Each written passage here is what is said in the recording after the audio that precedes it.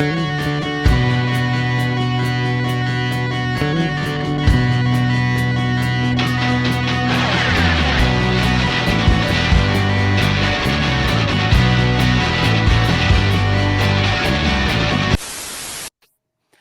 evening, everybody. It's April 16th, 2023. I'm your host, Nate Pike. We've got a show tonight. Oh boy, we've got a show tonight. We have so very much to talk about. So we're going to get started right away because, again, as we're heading into the next election, we're definitely seeing that things are getting a lot more busy in Alberta politics. So right out of the gates, let's get into where sort of the week started. And we got to start by talking about this dude. This is Devin Dreeshen. He's an on again, off again, on again minister with the UCP government. He had himself a press conference earlier in the week where he was talking about a multilateral, let's call it, agreement that was signed. Except it wasn't so much of an agreement as it was more of just a statement of, hey, we'll continue to work together on things and stuff, okay? That's really what the whole thing was. It was the three people from the three provinces saying we'll continue to work together. But what they were talking about was both a literal and an abstract thing. They were talking about economic corridors. Now, for those of you who were paying attention to Danielle Smith's leadership race, she made a big thing about economic corridors. She defined them as these literal pathways that we're going to take. We're going to get around the requirements of the federal government for major infrastructure projects, and we're going to just define these pathways. We're going to do it with the help of First Nations, by the way, and that's how we're gonna get all this stuff built. But what was announced at the press conference was much more of an abstract kind of idea, where they just kind of said, yes, infrastructure is good. We will continue to consult each other on infrastructure. But unsurprisingly, the press conference took a little bit of a turn. In November of 2021, you had released a statement when you resigned from cabinet saying that your use of alcohol had become a bit of a distraction for the government of the day. And you said that you were taking time to take care of your health and wellness. What steps have you taken since then to address your use of alcohol between now and being reappointed to cabinet? And how would you say your use of alcohol has changed in that time? That's a very interesting CBC question, but there's a lot of work going on into this MOU that we're happy to announce with Saskatchewan, Manitoba. I'm personally fine, and I do appreciate that, Janet, for the personal question. But no, today is a historic day for the province of Alberta.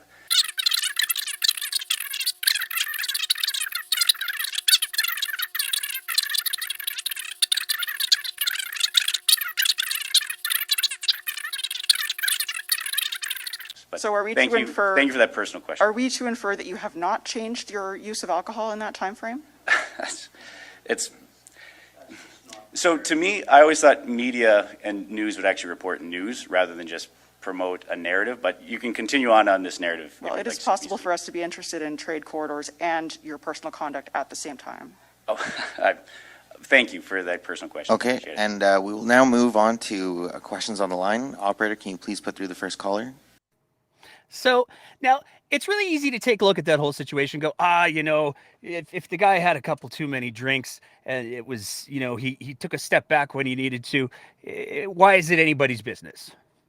Well, what you heard the reporter bringing up in her question there was very accurate. It wasn't just a one little thing.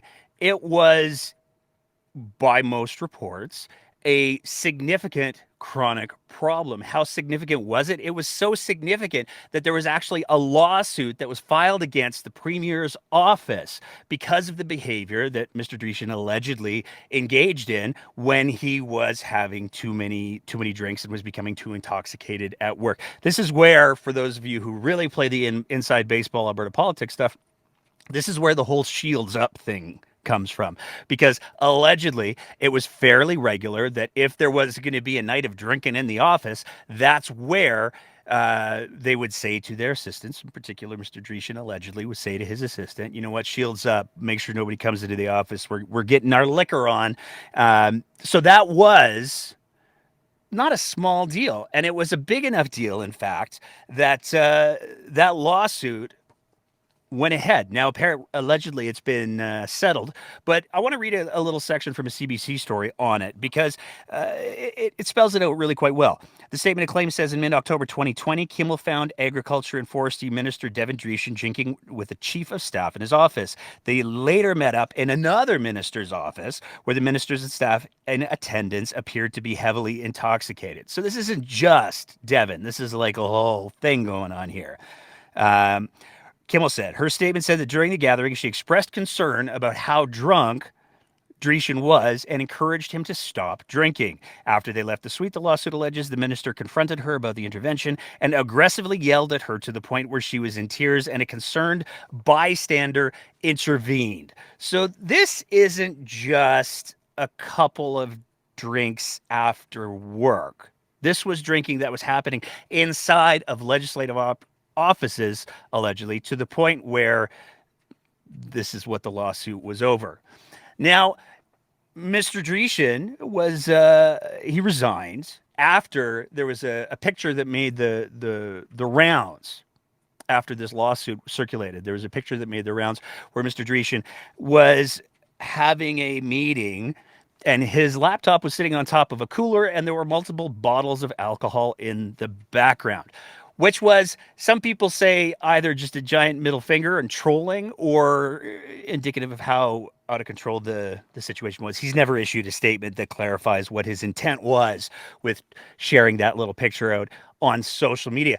But it gets kind of relevant still, because just a little while ago, we saw a constituency association meeting. This was one of the constituency associations that's allegedly been taken over by Take Back Alberta, where Danielle Smith attended, and they were handing out giant bottles of liquor, which is an interesting choice, let's say, for a minister who is allegedly doing his very, very best to be sober.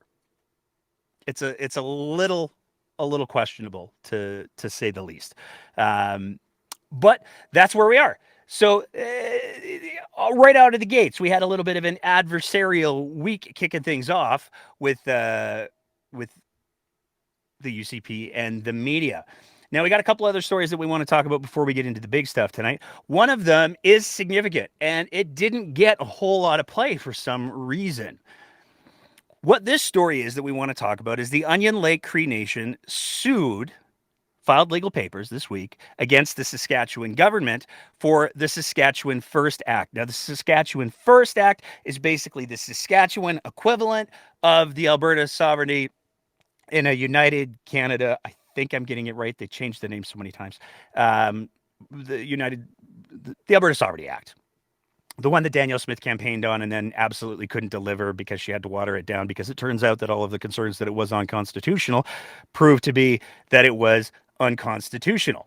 Now, it's important to highlight that this isn't actually the first time that the Onion Lake Cree Nation has filed these papers, because they also filed papers against the provincial government of Alberta for that Alberta Sovereignty within a United Canada Act a while back. Now, a lot of people are kind of wondering, well, how can it possibly be that they're suing in two provinces? And it's really easy if you know just a little bit about the history of the provinces. And we have a little bit of a visual aid that we want to bring to the table tonight, because it's this little guy right here. Not only does this highlight exactly why we see this branching off, because if you look in the very middle there, you can see the Treaty 6 Treaty, which is kind of the big band that goes all the way across Alberta and Saskatchewan there. Now, you might be wondering, how is it possible that this treaty could go across two provinces? That doesn't make any sense. And it's actually really simple. The treaties predate the formation of the provinces. This is one of the reasons why the Onion Lake Cree Nation, as well as a bunch of other First Nations, have said, hey, this sovereignty stuff that you're trying to throw down, it's not cool with us, because as much as you think you're a big deal province and everything, the reality is our deal isn't with you as a province. Our deal is with the federal government and the crown. So if you think that you as a provincial government can come in and start telling us, here's what's going to happen, we're not down for that. And this is a very significant event because there's a lot of First Nations that have showed up to say, hey, you know what? We totally agree. It was quite the press conference. We totally agree that the provinces trying to assert their sovereignty and their independence and all of that, they're not actually allowed to do that on treaty land. And one thing that's really important to highlight, we've talked about this before on the show. We talked about it with when we had David Collin on, and we were talking about the whole question of Wexit. If you take a look at where those treaties lie on the map, particularly Alberta, there's not a square inch of Alberta that isn't covered by treaty. This is really important to understand because one of the things that a lot of people don't seem to be able to wrap their heads around is that in the province of Alberta, regardless of where you live, you're a treaty person. Period.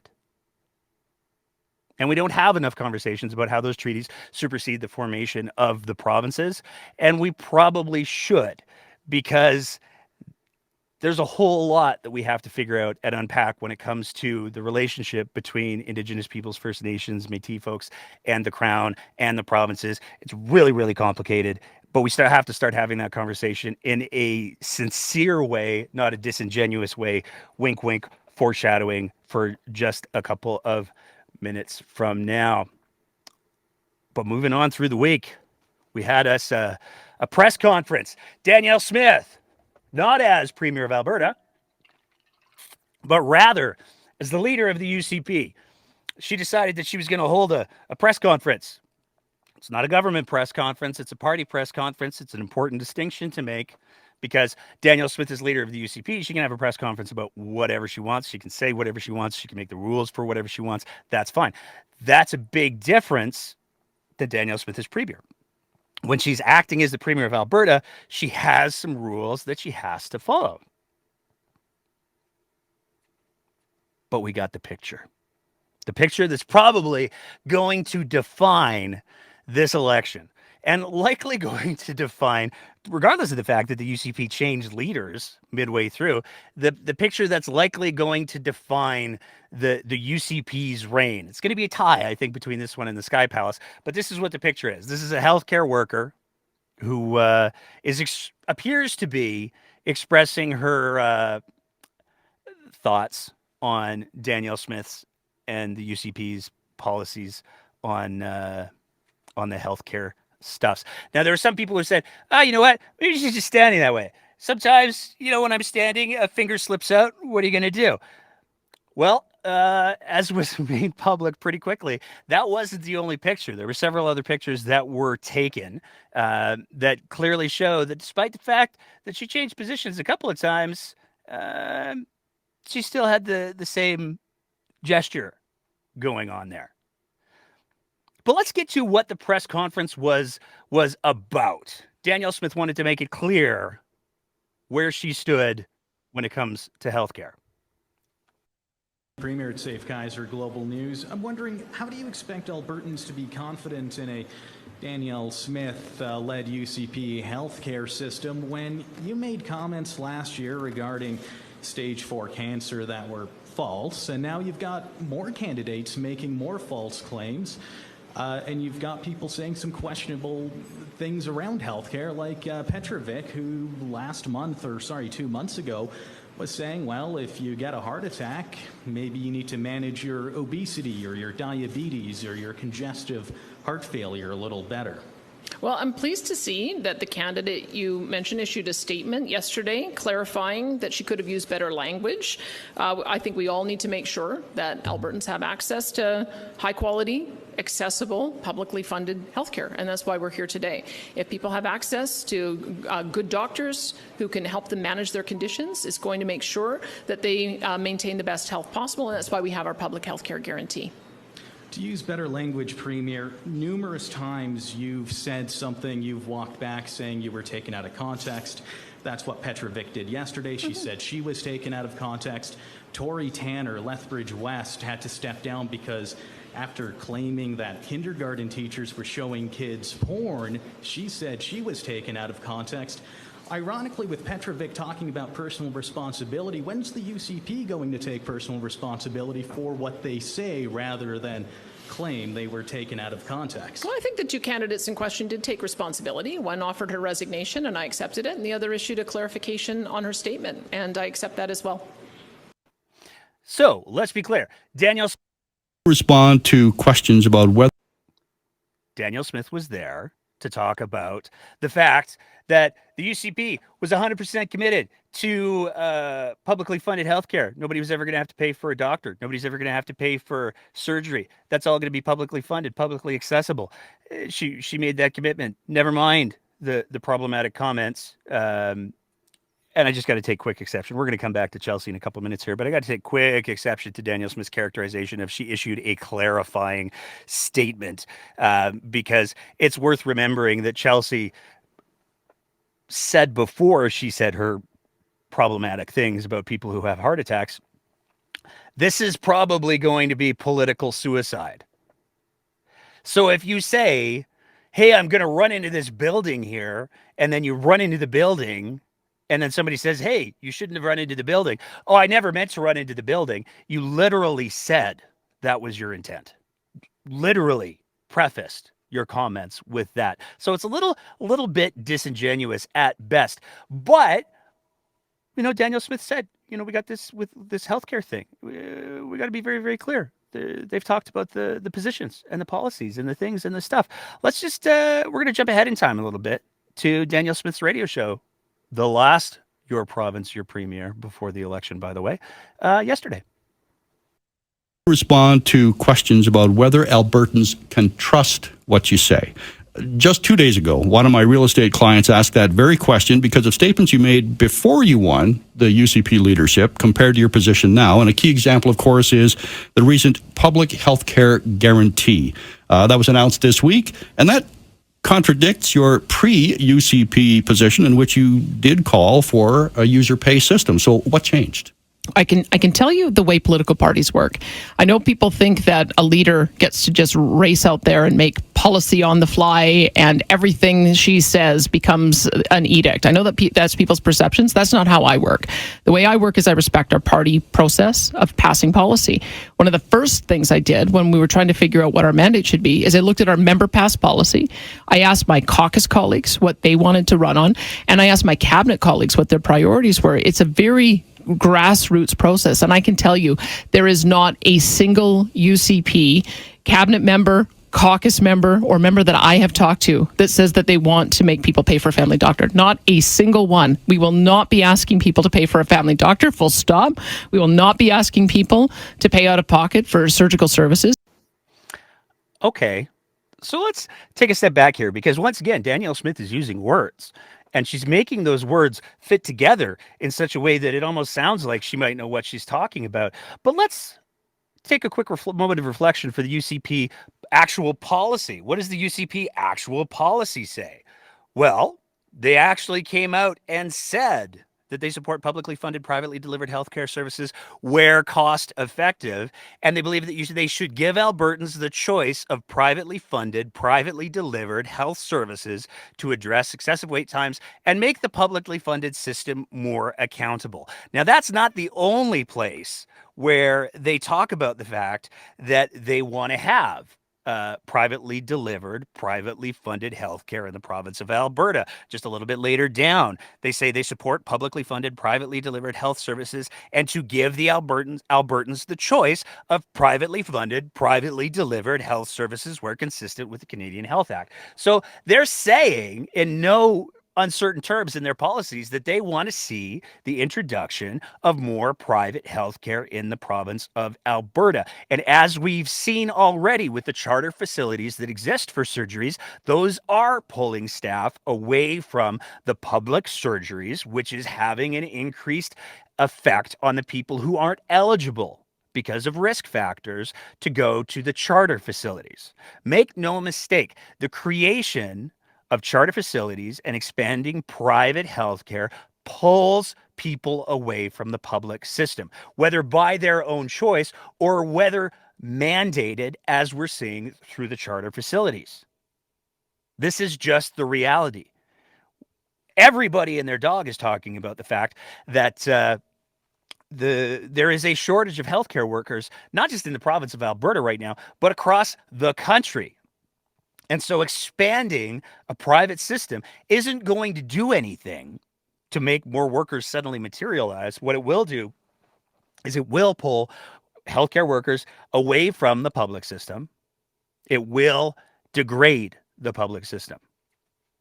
Now, Danielle Smith has tried to distance herself from her stated goals when she ran for the leadership of the UCP and her stated policy papers that she's written. We talked about that last episode where she did write a policy paper back in 2021, I believe it was, where she said, you know what we need to do? We need to make people pay for more health care. And the best way we can do that is by getting these health spending accounts started up. But, you know, if only Danielle Smith had the opportunity to answer, in effect, a straightforward yes or no question. Do you still support the idea of user fees? If only somebody had presented her with that opportunity, I don't know, yesterday.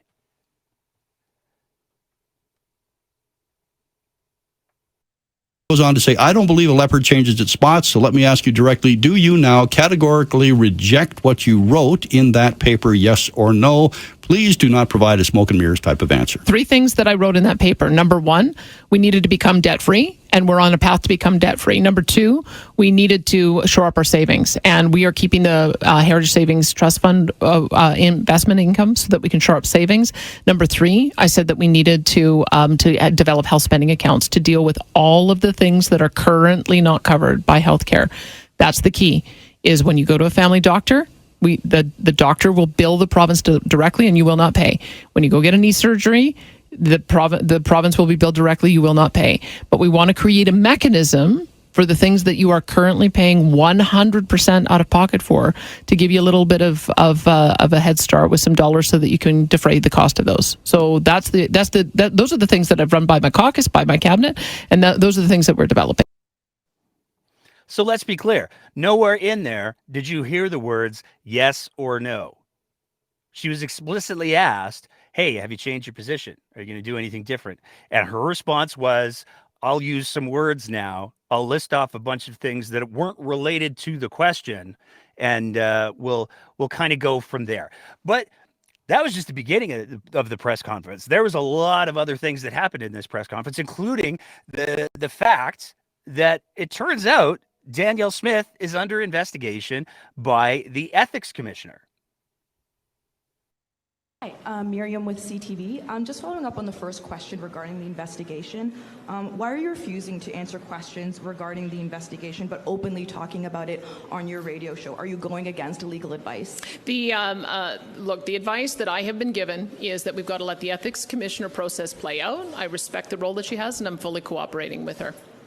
But are you going against it by talking it on your radio show, but not to media? The advice I've been given is to observe the process. I'm fully cooperating with the ethics commissioner, and I welcome her examination of this, and we'll make sure I'll let her do her work.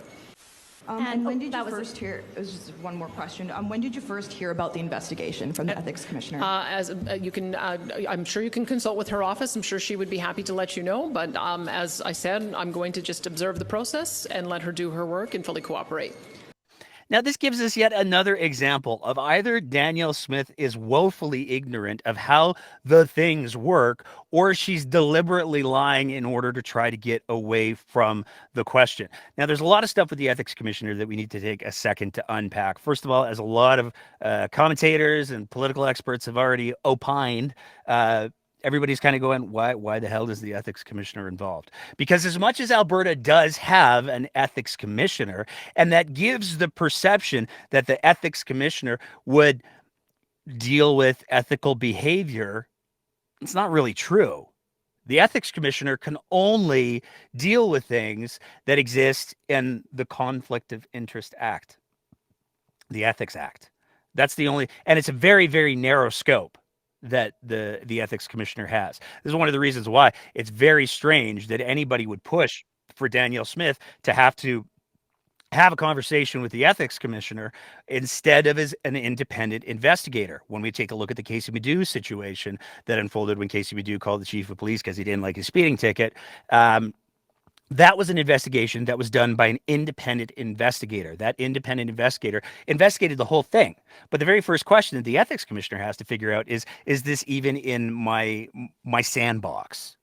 An independent investigator, like the one that was used when Casey Madhu tried to, well, when he did call the chief of police about his traffic ticket, that independent investigator was able to take a step back, take a look at the entire situation, do a complete, robust investigation that actually happened in a pretty timely fashion, and say, you know what? Yeah, he did try to interfere in the administration of justice. Yes, there was a public perception that he tried to interfere in the administration of justice. He just wasn't successful. That's not what the ethics commissioner does. The ethics commissioner does up her little report, and then she kicks it over to the Speaker of the House, and then he decides what's going to happen. That Speaker of the House, of course, being Nathan Cooper, currently UCP MLA. So that's cool. Also worth noting that the ethics commissioner investigations typically take quite a chunk of time. We're talking months here, and we're facing down the barrel of an election in the province of Alberta in just over a month. Theoretically, we're like a week and a half away from the writ conceivably being dropped. So the odds that the ethics commissioner will have this investigation completed, if she even does an investigation that does find that Danielle Smith, the behaviors that we're talking about with the Artur Pawlowski call, fit into the scope of that act, none of those things are going to happen before the election. If anything's going to happen, the ethics commissioner is going to come back and say, yeah, this isn't in my sandbox. And Danielle Smith will then do exactly what she did with her email investigation and say, look, I've been cleared. So there's that fun little bit about the ethics commissioner, but there's still more to this press conference, because a question came up that had to do with a comment that was made by a federal minister. So First Nations say that the Natural Resource Transfer Agreement violates their treaty rights and is an illegal document that they were never consulted on. So why are you concerned with the federal justice minister saying that he'll look into it if it's something that a First Nation or First Nations are asking him to do? Well, first of all, the Justice Minister's comments were irresponsible and outrageous. The Natural Resources Transfer Act in 1930 simply gave the Western provinces the same right to develop and control their resources that other provinces in the country already had. It's been enshrined in our Constitution under Section 92 and 92A, and it is outrageous for the federal government to imply that they would take away provincial jurisdiction and provincial rights. We are working in partnership with our First Nations communities to develop resources and look at ways in which we can bring them in as equity partners. We've supported different investments through the Alberta Indigenous Opportunities Corporation. We continue to encourage businesses to seek an equity partner when Trans Mountain is complete. I know that there's going to be an opportunity for a First Nations consortium to buy into that so that they have a long-term revenue stream. We think that that is the pathway to economic reconciliation, but acting as if we can tear up the Constitution, that was irresponsible. And the Justice Minister should apologize for his comments. The Prime Minister should apologize on behalf of his Justice Minister. But the minister is saying that he didn't commit to any kind of review.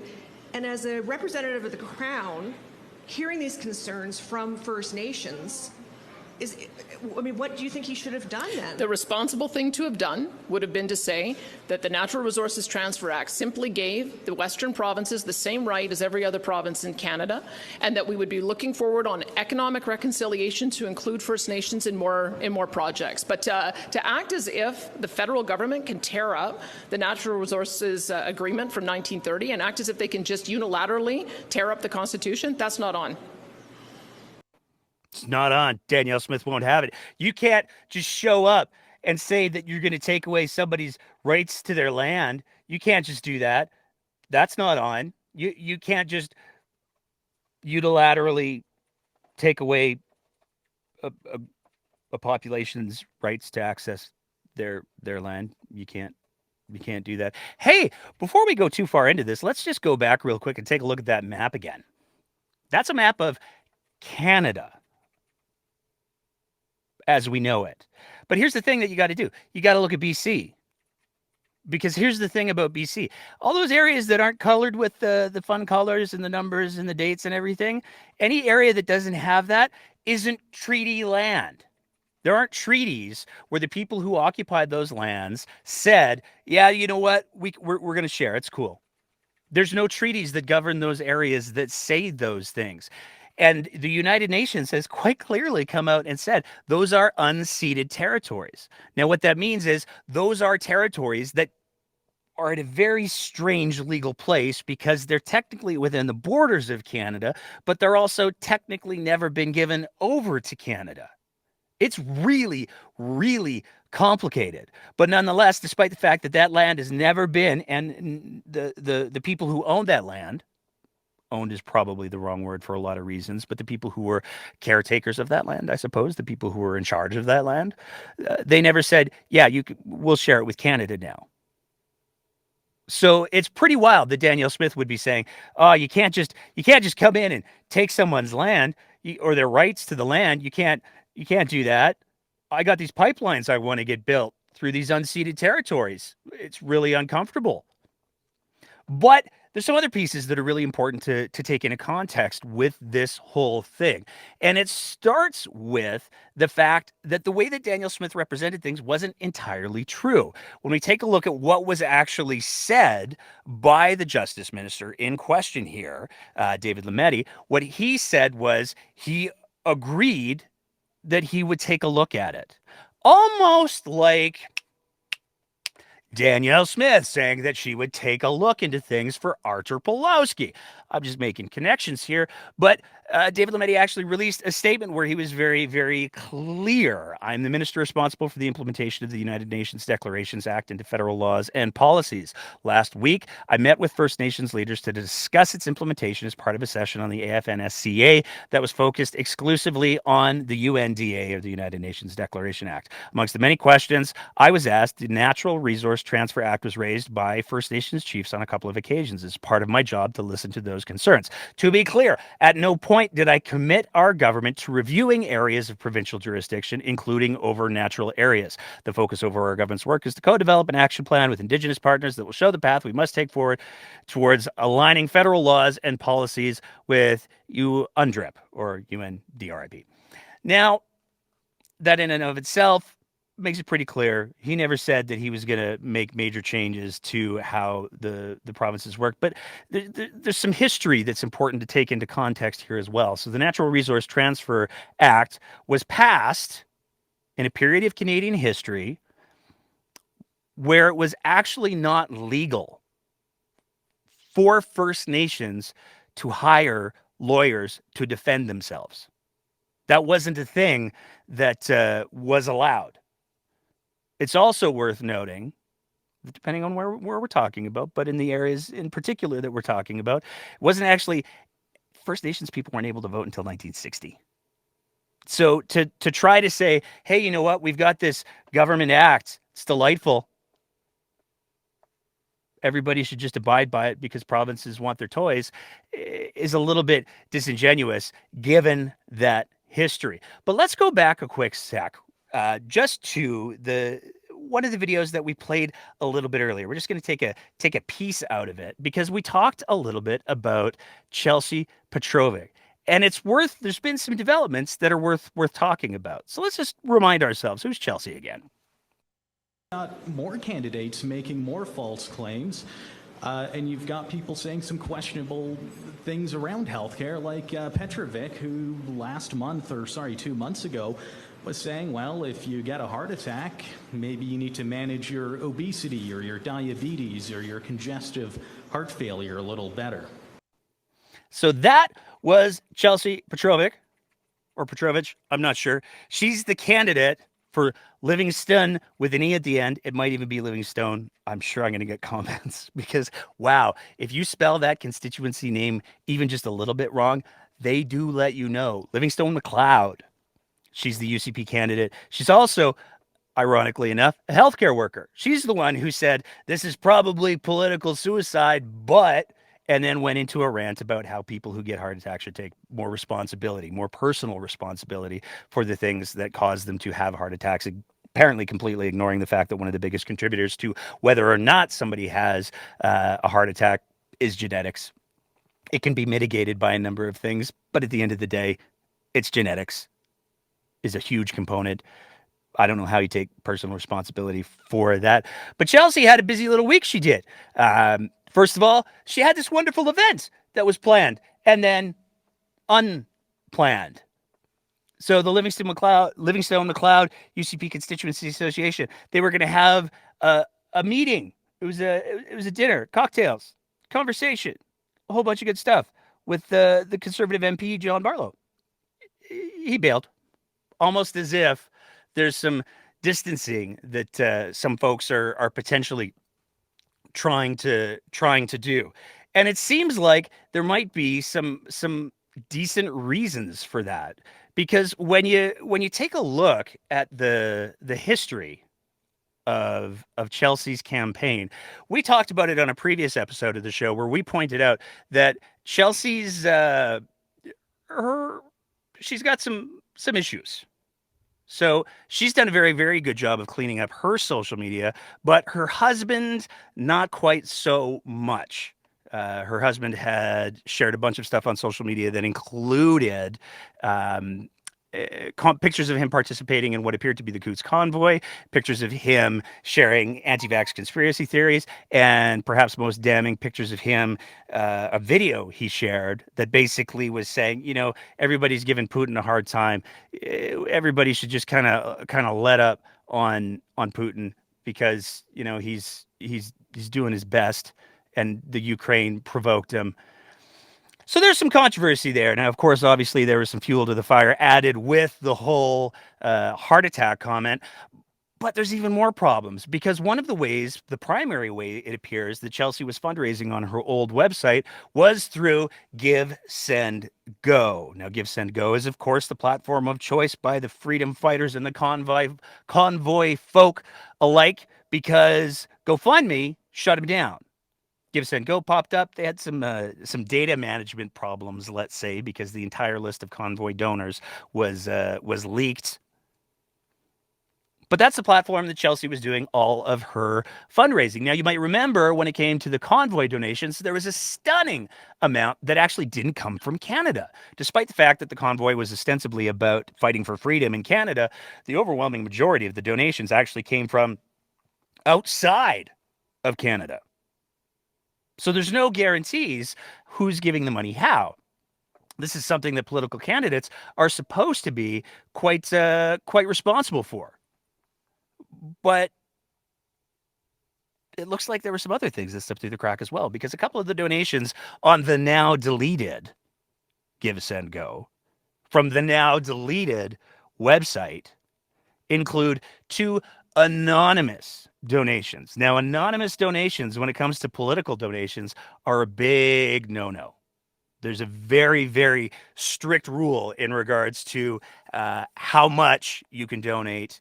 There's very strict rules as to how those donors have to be identified. But when we're talking about anonymous donations of $1,000 and another anonymous donation of $500, that creates some not insignificant problems. And if we take a look at what the penalties are for unlawful contributions, the Election Finances and Contributions Disclosure Act, Citizen Initiative Act, and Recall Act requires contributors to know which political participants they can contribute to and to keep track of their contributions throughout the year. Political participants are equally responsible for knowing who contributed, can be accepted from, and for informing contributors about the law regarding contribution limits. So for Chelsea to have accepted this $1,500 in anonymous donations represents a pretty significant problem. The biggest problem is, though, there's a period of time that's allowed between when you start your nomination race and when you have to have your financial disclosure in. Now, in a perfect world, one would expect that those numbers would be due, I don't know, before the election. When are Chelsea's numbers due? When does she have to be accountable for that $1,500 in donations, whether or not it was accepted, sent back, whether it was spent? July 11th, 2023. But speaking of election law, we saw some big problems with Elections Alberta this last week. Elections Alberta put out a campaign on social media, and they actually put it out in print as well, that got them a lot of attention in a very bad way. Because what they basically said was you must be registered in advance in order to participate in the election. They also seem to intimate that you have to have photo ID. And in fact, in one of the responses to the conversation that they generated through this whole thing, they said, hey, Carmen, thanks for your question. Amendments to the Election Act mean that identification is required for the 2023 provincial election. For more information on identification at the polls, please visit. Now, this popped off a lot of controversy from political scholars. We saw Dr. Jared Wesley weigh in and said very clearly, you do not need to be registered voter to cast your ballot. You can show up on election ID or with someone to vouch for you. And this is an important piece because there's some people, for a lot of different reasons, who don't have ID. But if you have someone to vouch for you who meets the requirements, then you still can vote. And there are a lot of people who are very concerned that this narrative that was being put out there by Elections Alberta created a lot of confusion and potentially could have dissuaded some voters. Andrew Leach actually went so far as to find the relevant law specifically stating what the requirements are. We've got those up on the screen here right now. And it's very clear what the vouching criteria looks like. The elector is accompanied by another elector whose name appears on the voting record for the same voting area, and that other elector is eligible to vouch for the elector, provides their own identification to an election officer assigned to administer voting, and vouches for the elector by signing a declaration. That's it. But there's quite a bit of controversy generated over that little thread, which brings us almost to the near apex, because we've got a couple other things we're going to talk about. We're going to talk about the Premier's new Council on Multiculturalism and Inclusion. Boy, do we have some spicy meatballs coming out of that one. But then we're also going to be joined in just a few minutes by Don Slater, who's going to talk about some concerns that the disabled community has in regards to how they're being included in the conversation heading into the election. But before we get to Don, we got some things that we got to sort through. Now, the announcement that came that the Premier of Alberta was creating this Council on Multiculturalism and Inclusion. This was a government press conference. Very important to be clear on that. Government press conferences are designed for the business of governing. They're not supposed to be for campaigning. You right? Remember in the last election, there were some very strict rules about where you can and can't campaign. Rachel Notley got herself in some hot water because she was campaigning inside of a hospital in southern Alberta, and she got in a little bit of trouble for that. So there's very strict rules about what you can and can't do, whether you're acting as the leader of the party or whether you're acting as the leader of the government. Everybody was quite surprised when this question section opened up with this statement, apparently from Danielle Smith's press secretary. Thanks, everybody. That concludes the formal portion of our announcement. We will take a few questions from the floor, and then I'll head to the phone lines. Just a reminder that to state your name, your outlet, and journalists have the opportunity to ask one question today. And as always, and out of respect for everybody here today, I'll go to on-topic questions first. Please head to the mic if you have a question. Not one on-topic question? Now, that's a big departure. And it's a very dangerous departure because it gives the person answering the question all of the power. And unless journalists start tag teaming together, little to no accountability. Somebody could ask Danielle Smith a question about the Artur Pawlowski conversation, and she could reply, I really like cheese. That's her answer. There's no chance for that reporter to then come back and say, yeah, but I didn't ask you about cheese, I asked you about Artur. There's no opportunity for any sort of accountability. And it's important to realize that when Danielle Smith and her press secretary made this little rule, not only did they say at this government press conference where the media, regardless of which outlet it is, regardless of which outlet you like, The media is in many ways the people's representative to ask questions, to hold the government to account, to get the government to explain its positions and the rationale for those positions.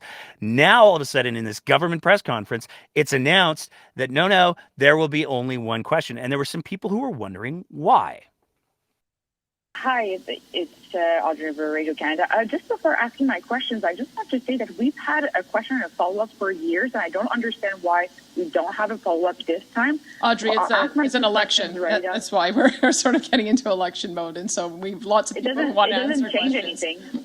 Well, lots of people want to answer questions, so we want to make sure we get to everybody. Thanks, Audrey. Go ahead, ask your question. Be happy to answer it. The writ hasn't been dropped. Let's be clear. We're not in an election. While there's no question that the different political parties are absolutely doing everything they can to begin their unofficial campaigns, government is still government until the writ is dropped and the lieutenant governor dissolves the legislature. But until that point happens, government is still supposed to be doing the business of government. And for Danielle Smith to come out and say, hey, you know what? The rules for how we campaign haven't kicked in yet. The rules don't exist yet.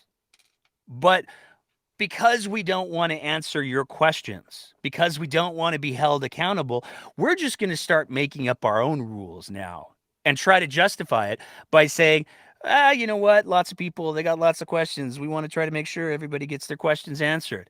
Is not only incredibly disingenuous, but it's profoundly corrosive to the core of democracy. We've said it many times before on the show. The foundation of any healthy democracy is a well-informed electorate. Well, an electorate is informed by the Fifth Estate, by journalists. And for journalists to not be able to ask questions with follow-ups, and for the people who are getting those questions to say, well, they have to be on topic. We're only going to make ourselves available on subjects that we want to make ourselves available for. We're only going to answer questions that have to do with those subjects. And you're only allowed to ask one question because we don't want to be held accountable. That is a terrifying place to be in the province of Alberta in 2023. But there's one other clip that we want to play. Completely unrelated. Just trying to get more specific, I guess. In your call to Arthur Pawlowski, you said that you've been watching his public advocacy for many years, so that it was nice to connect with him, which suggests you were okay with at least some of his viewpoints. However, on your radio show, you said that you disagree with his quote, with his very extreme views. I think you would agree Albertans deserve to understand what values a premier is using to make decisions. So which of Pawlowski's views do you agree with and which ones do you disagree with? I think standing here today shows that I support the incredible diversity and multicultural nature of our province, and I denounce all forms of intolerance and hate regardless of who's saying it. And I hope that we approach these issues with each other as a matter of trying to find some common ground, and that's what we're here to do today, is to nurture understanding. Okay, next question, please. Which brings us to this guy. This is Tariq Khan. And if you look in those videos, he's standing in the very center of those videos. And it's fascinating that Danielle Smith would say that she denounces all forms of hatred and prejudice, that she doesn't tolerate that kind of intolerance. She's built this whole group, this council on multiculturalism and inclusion, to create an environment in Alberta that's free of intolerance. We got to talk about Tariq Khan for a couple minutes. So the first question, obviously, is who is Tariq Khan? Well, he's a realtor out of Calgary who likes to run for office, it seems. In 2019, he ran for the UCP nomination in Calgary Northeast. Sorry, he tried to run for the UCP nomination in Calgary Northeast. We'll get to why that's important in just a couple of minutes. He also ran in a couple of places in the municipal election in Calgary. He kicked off a campaign for Ward 3 for a little bit before he apparently decided that the field maybe was a little bit too crowded or something. I don't know what caused him to make the decision, but he decided to switch over and change from Ward 3. He was the best choice for change in Ward 3. He decided to switch over to Ward 5. Now, he's a pretty popular guy in conservative circles, it seems. And a quick little perusal of his Facebook page shows just how close he is with some folks. Here he is with Mickey Amory, who's a minister in Danielle Smith's government, hanging out at the Stampede, hanging out at the legislature, looking pretty tight. Those aren't the only places that he and Mickey hung out at. Looks like he was pretty busy in the fall. These are pictures of Mickey Amory and Mr. Khan down in Medicine Hat, campaigning for Danielle Smith.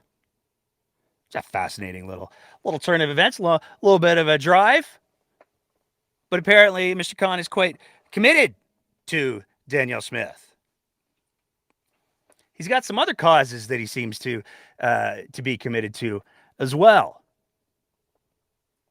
This is a post that we were sent where he talks about Shahid Afzal Guru will remain symbol of freedom of our motherland. He gave his life for his noble cause. We Kashmiri are very sad and protest against this humble and inhuman act of Indians. I'm going to correct the spelling as I go here. I hope that we will be able to tell Indians that you can't take away our freedom anymore.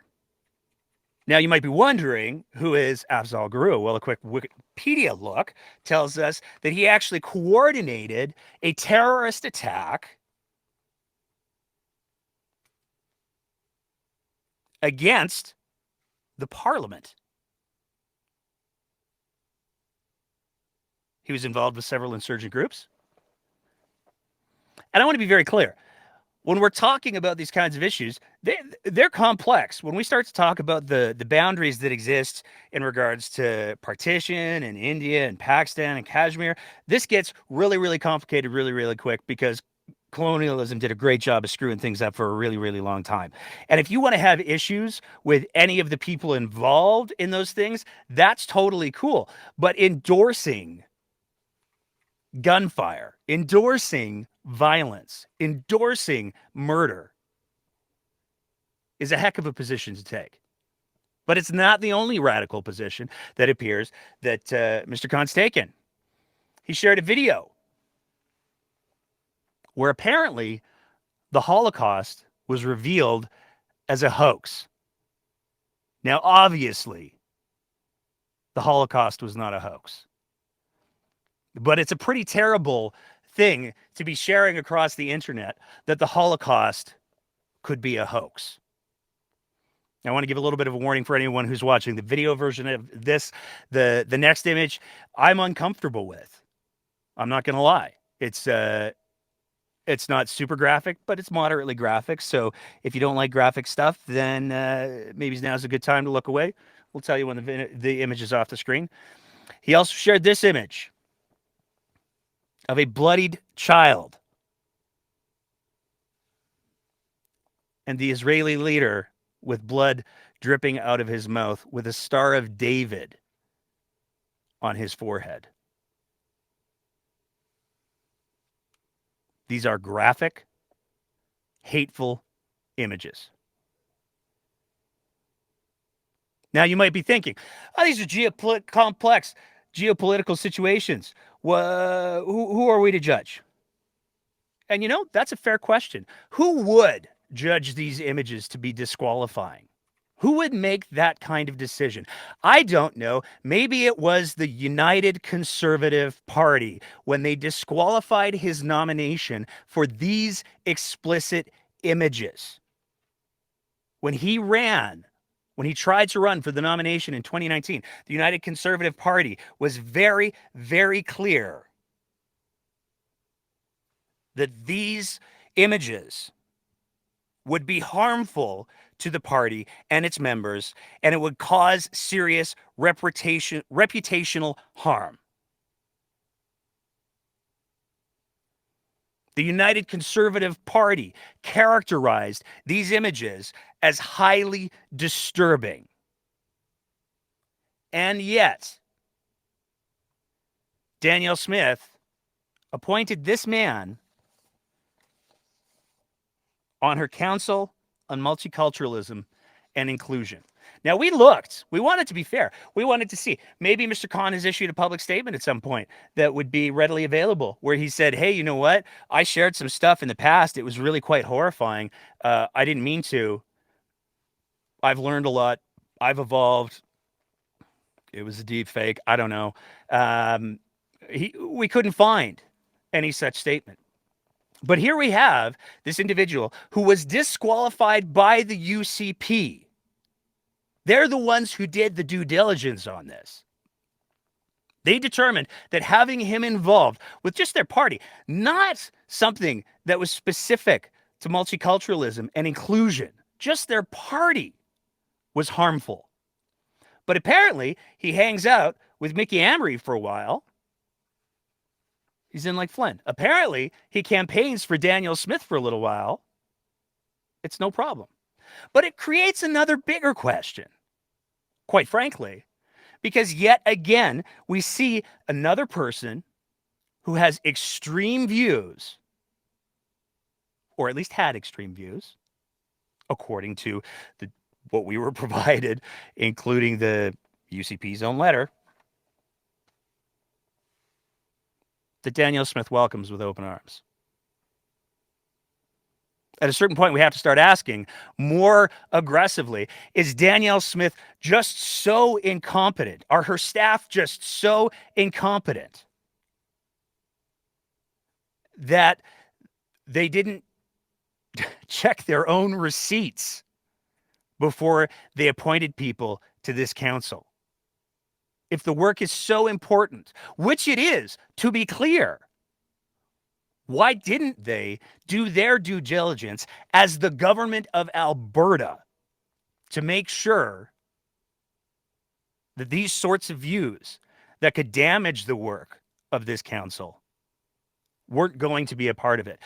It seems like Danielle Smith is either comfortable with people who have these views, or she's so incompetent and her staff are so incompetent that they can't catch it when it comes up again and again and again. It's stunning that this individual would be too toxic for the UCP in 2019, but with no findable public apology, no statements of regret, no attempts at any kind of reconciliation, none of that.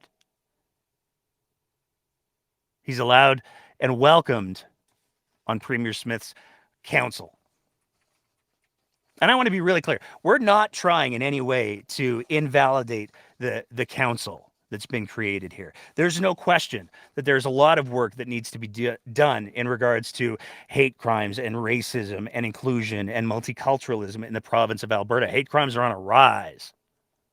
There's no question that this is critically important work to be done. But is this another example of Danielle Smith just being incredibly performative so she can march a bunch of people out, not answer questions apparently, and say, look, I'm working for you? Or are her and her staff just so incompetent that they didn't bother to check their own notes? These are really important questions. Unfortunately, there's like 5 or 6 of them. And we now know Danielle Smith will only answer one at a time. Moving on from there, depending on who you ask, apparently if you ask Danielle Smith, we're already in an election, or we're in election mode, or some vague, ambiguous term.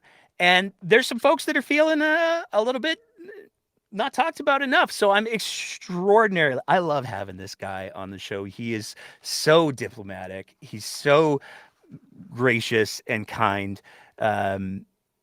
despite circumstances that I can't even. It is an honor and a privilege that he continues to be willing to come on the show and discuss these issues with us, because he's just an amazing, amazing human being. It is my absolute privilege to welcome Don Slater back to the show. Don, how are you doing tonight, sir? Very well, but you don't want to turn on the screen and have my head pop just as you put the picture on me. So thank you for that.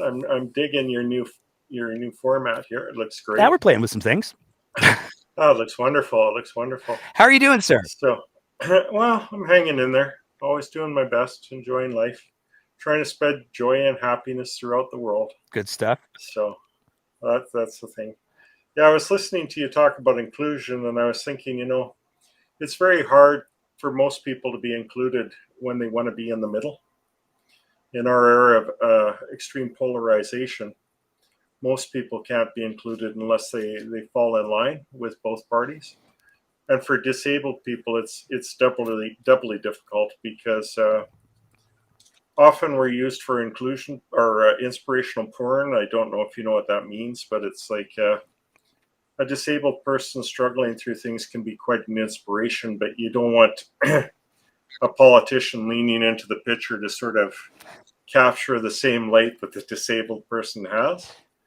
And you don't want disabled people unable to be critics of the policy of the party.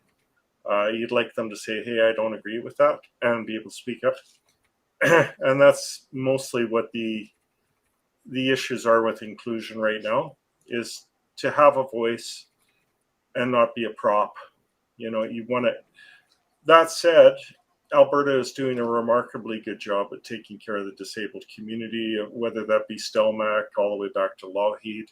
Of course, there's been stumbles on the way when Klein says they're not disabled to throw change at people, or when Matt Wolf says it's AISH is for severely, or when Kenny says removing indexing will not be onerous. These are all huge problems, and they erode the trust of the disabled community, and it creates a lot of fear. I will say that accessibility starts with affordability. So you can't really be included in society if you can't afford to participate. So right now, the disabled community is about at the poverty line with the extra $100 the UCP threw in. But that $100 only covered the indexing that they didn't replace. The CPI went up 12%, they gave us 6%. A disabled person's CPI is calculated differently than the majority CPI, because we're like food and rent, and those have gone up much more quickly.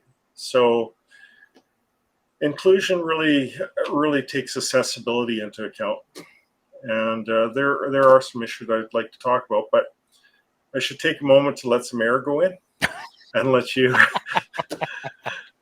ask whatever you want to ask. Well, I mean, honestly, man, the biggest thing that I want to hear is that, I really do appreciate that you reached out and you said that there were some concerns that needed to be brought forward. And I want to just make the space in order for you to address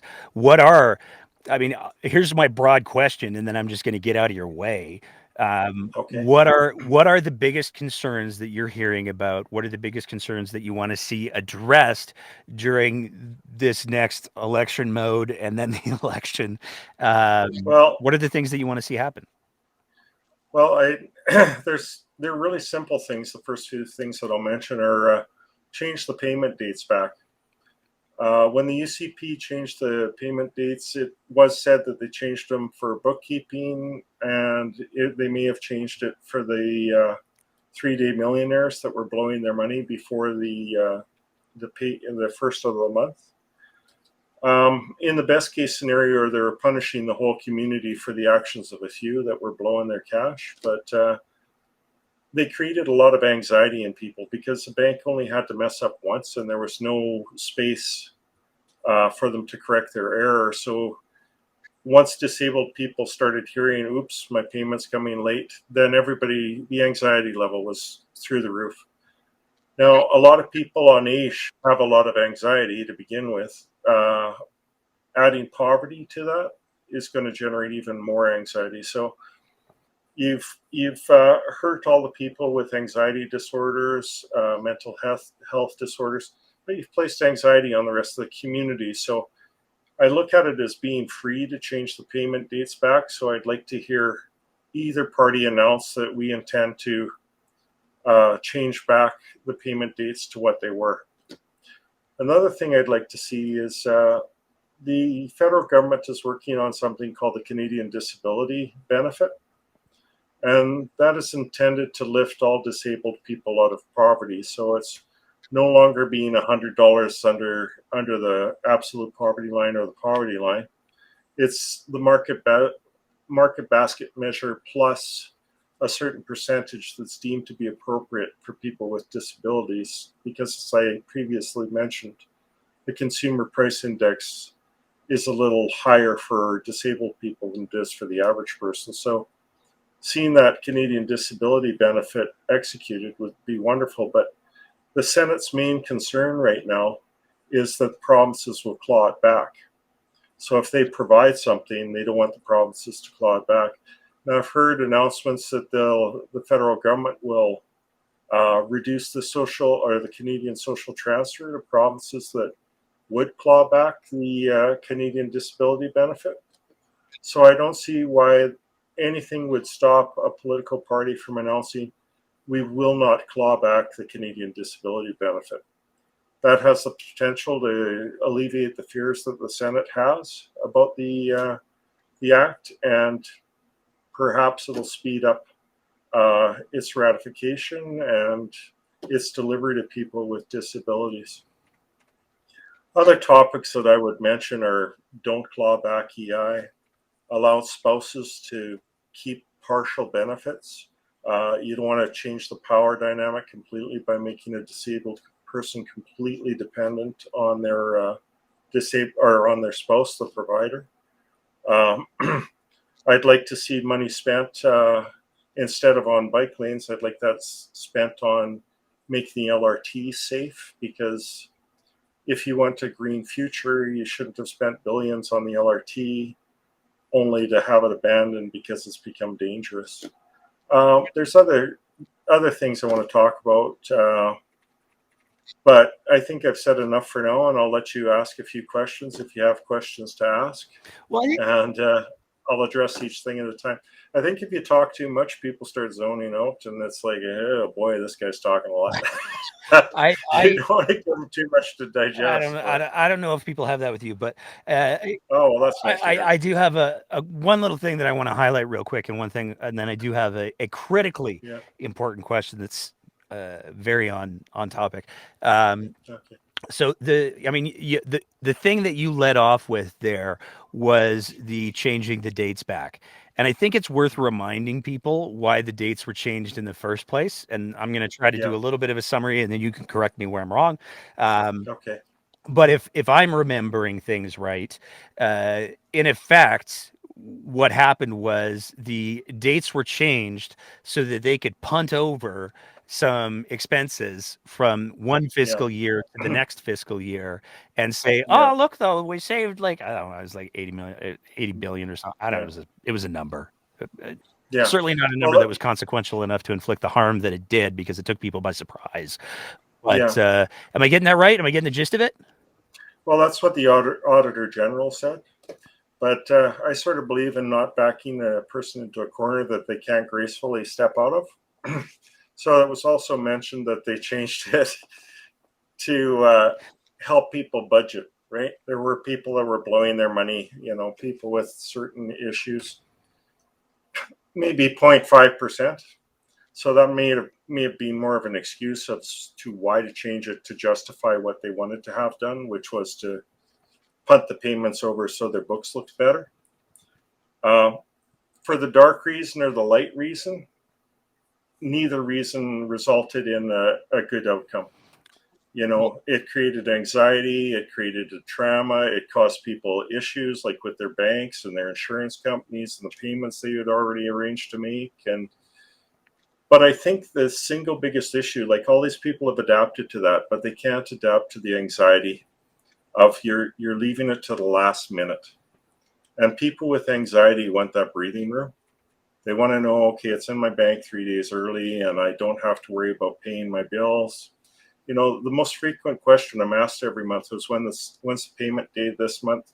And it's not because people can't look it up. It's like they're afraid it's going to be late. And it has happened far too often. Once is too often because it's really screwed one person, you know. And I imagine it creates a lot of issues for the workers as well, because the workers are sitting on the phone and people are calling, oh, I didn't get my payment on time. And you know, it's just created a lot of unnecessary trauma for everybody involved. Yeah. So just change it back. It's so easy to do. Like, you know, it's like a needle on just flip it back and just like, let's undo this. It didn't work out. Road to hell was paved to go with good intentions. We screwed up. You know, people don't like saying that, but it is what it is. Yeah. I'd just like somebody to say, just come out and say it. Hey, we're going to change the payment days back. Yay, yay. And everybody goes, yay. And that's it for that. It seems like some easy points if a political party wink. See, this is where I say I love how graceful you are, Don, because you're letting people like. See, I just want to say I don't care which reason it is. Either one's bullshit. Yeah. Well, you're totally free to say that. You know, I'm a representative of the disabled community. Yeah, and we don't get a lot of attention, and we don't get a lot of people stepping up and saying, "Oh, I really want to do something for you." So I have to play the game of flies with honey or vinegar, and sometimes that might not be the way I feel like conducting myself. I might want to just scream and yell, but then I just get ignored, and they picked another advocate that'll come in and say exactly what they want them to say. And you should start a web series, man. It's incredibly cathartic. Yeah, well, thank you. I mean, I even got an email from one of the parties that told me what I wanted to say for a press release. I'm sorry, you know what? I received an email that told me what I said, or what I was going to say in response to a political event. You know, from a person that was a publicist for one of the parties. You know, hey Don, this is what you said. We'd like you to sign off on it. You know, and I changed it a bit to make it my words and how I could digest it morally, and it didn't get used. So what are you going to do, right? You stand your ground, you're ignored, you play ball, and you don't get what you want. And that's why I say inclusion includes the ability to be a critic. Absolutely. And say, no, well, I don't really like this, and I'd like it said this way. Can you sort of come my way a little bit? No, we're going to do it our way. Well, and this is where, to me, one of the fundamental, I'm going to go on a bit of a tirade here because that just Okay, you go ahead. Yeah, like you can tirade all you want. I'll sit here and go, yay! Those are my feelings exactly. But here's the thing, like that's where it becomes, to me, that's where it becomes so incredibly clear which masters are these people serving. Because if you're getting into politics, and I want to be clear, I do believe that there are some people who get into politics, who get into the work of representation because they do want to make things better. They do want to represent their constituents or their stakeholders or. I do believe that happens. I think it's a bit more of a rarity than it should be.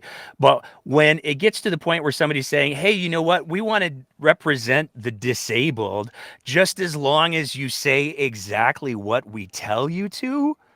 Yeah. Pretty clear. Yeah. Well, there you go. Right. There you go. What are the other topics that you wanted to talk? Actually, before I let you do that, I got to ask because I don't think I asked you last time, and it's caught my eye. Is the Darth Vader new? Oh, no, he's been there for a little while, but usually he's behind the clock. Okay. I can move him up a little bit for you. There we go. I can have him sitting on my shoulder. Is he a bobblehead or a Pez dispenser? Because I couldn't quite tell. He's a bobblehead, but I do have a Darth Vader Pez dispenser too. That's awesome. I don't know where he's gone off to. You would not believe how many times I've called places and said, "Hi, this is Don Slater," and they go, "Did you just say hi? This is Darth Vader?" So Oh, embrace it. there you go. Embrace it. What are the I other don't What are know. the other things that you want to see talked about in this election, Don? Well, affordable housing, because that's important for everybody. It's just not the disabled community alone. Like if I had my dream of affordable housing, it might be a 12-story apartment building built right across from a mall with a pedway running across to the mall, so that disabled people aren't hampered by the weather. Like a person in a wheelchair doesn't run into a windrow every day. So, and a mall can be a community center for disabled people, because I think one of the biggest things disabled people suffer from is isolation and lack of community. COVID was a good thing for the disabled community in only one way, that it taught everybody else in our society what it's like to be isolated at home, less income, having to deal with all the pains. It sort of made everybody disabled in a way. They had to react as if they were a disabled person. So that gave everybody a taste. So that was somewhat good. Things are going pretty well for the disabled community as long as the politicians play ball. Like this Canadian disability benefit, that's just wonderful. I hope people don't mess it up by asking for it to be too much, like include this person and that person. Just pass it the way it is. Don't take out too big of a bite, and just have the provinces be gracious about it, and don't look at it as found money. This has got no clawback should happen to anybody in poverty. That's like taking money out of a collection plate. You see in the collection plate, go down the line, somebody put in a 50 and the guy says, oh, I can make change with that. And, takes out 60. So we don't want to see that. Other things I could really talk about is the power dynamic. Like when a person gets married and they're on AISH, they lose all their AISH if their husband or wife is making lots of money. I'd like to see a person on AISH retain some amount of their AISH so that they can maintain some level of independence while in a relationship. I don't think a marriage is an ownership contract. I think each person has to be an individual. You don't stand in each other's shadow. And so allowing a little bit of money at least, to allow a person not to succumb to abuse or the power dynamic would be a great thing to see. What are other thoughts? I sort of written down. Allowing people to have their EI would be wonderful. AISH encourages people to work, and that's a great thing, because if you can work even just a little bit, now you're out of poverty and your life is a lot better. Some jobs are available to people that can't say that can be flexible hours and flexible conditions so that people who are disabled can work. But if you allow a person to have a better life and they've come to appreciate a better standard, you shouldn't cause a person to lose that better standard by saying you can't have EI when you said they can work, they paid their insurance, but no, that's too much. I think that's one of the biggest problems with AISH and the policies that are developed for the program, is that the philosophies in welfare where we don't want to give a person too much because they'll get comfortable on it and therefore they won't fly and develop as a person, don't really apply to AISH, because when you're disabled, no amount of carrot and the stick will change your circumstances. Like, you're going to be disabled forever. That's assured income for the severely handicapped is only given to people with long-term disabilities. So applying the carrot and the stick philosophy to the program is somewhat silly, but outdated thinking is outdated thinking. It takes time for people to evolve and come along. But like I said, things are looking good. And as long as politicians can just step forward and say, yeah, I support that. Yeah, I'm going to go along with that. Yeah, I'm going to do it. Then that goes a long way with the disabled community in it. And it can really uplift people and make them feel a lot better about their future. So you can ask me tough questions if you like. I think I've run out of words about things to talk about, but you can always bring up something new that I haven't thought about. So See, It's the problem is when it comes to tough questions with you, Don, is that there's no malice in you. There's no deception in you. There's no disingenuous with you. I've never, in any of the conversations that we've had, I've never not once felt like, oh, it's time to hold Don's feet to the fire because I think he's spinning a line. Well, I could always go put on my bitchy pants and come back, I suppose. I don't know. You know, I would talk about, can I talk about a few other things? Do you have time? You can talk about whatever you want, man. Okay. The two people that were standing behind Danielle Smith, Maydew and Rashawn, I don't think they're going to be back, for better or for worse. You don't think so? No, I don't think either of them would be back. Rashawn, I like Rashawn, to talk to Rashawn, but I don't know her well enough to say that she's a saint or a demon. Well, she's got to make ground in a whole new constituency now because she hopped over for. Well, she had some good people, like Philip Ney was a good person, right? And he's with Inclusion Alberta now. Maydew, I don't know. You know, I've heard things like he's Mr. Huggy and stuff like that. Even when you don't want a hug, he's giving you one. So who knows? That might not be a good thing. You were talking about how Danielle Smith made announcements about cancer and how they're making announcements about heart disease. It's your fault. My PSA test didn't detect the fact that I had cancer. You know, I did everything right. The test failed. And when the test was right, my cancer was in stage 4. So, yeah, don't say that in the future. But the other thing is, they want people to be responsible for their health, but they just cut a trial at the University of Alberta that is far more accurate at detecting prostate cancer and where it has metastasized to. So if they just did that test when they do it in most other countries now, it shows you every little speck of cancer in your body, where the current tests they're using are basically best guess in the presence of high PSA levels. So they're costing themselves a lot of money. They're not being proactive about treating people with cancer and diseases of that sort. But then they're saying at the same time, if you got the disease, it's your fault. And I don't like that too much. There, I got my bitchy pants on for that. No, that was, you know, man, I got to say, Danielle Smith has said some things. I think before she was nominated, we talked about how she can get not one, but 2 feet in her mouth at the same time. Yep. You know, she should put shoes on her hands too. But those that comment that she made about it's cruel. It's thoughtless. Yeah. You know, sometimes as a disabled person, there can be a lot of I'd like to call it soft ableism. You know, instead of just ableism, which is sort of a bigotry. People are just not aware.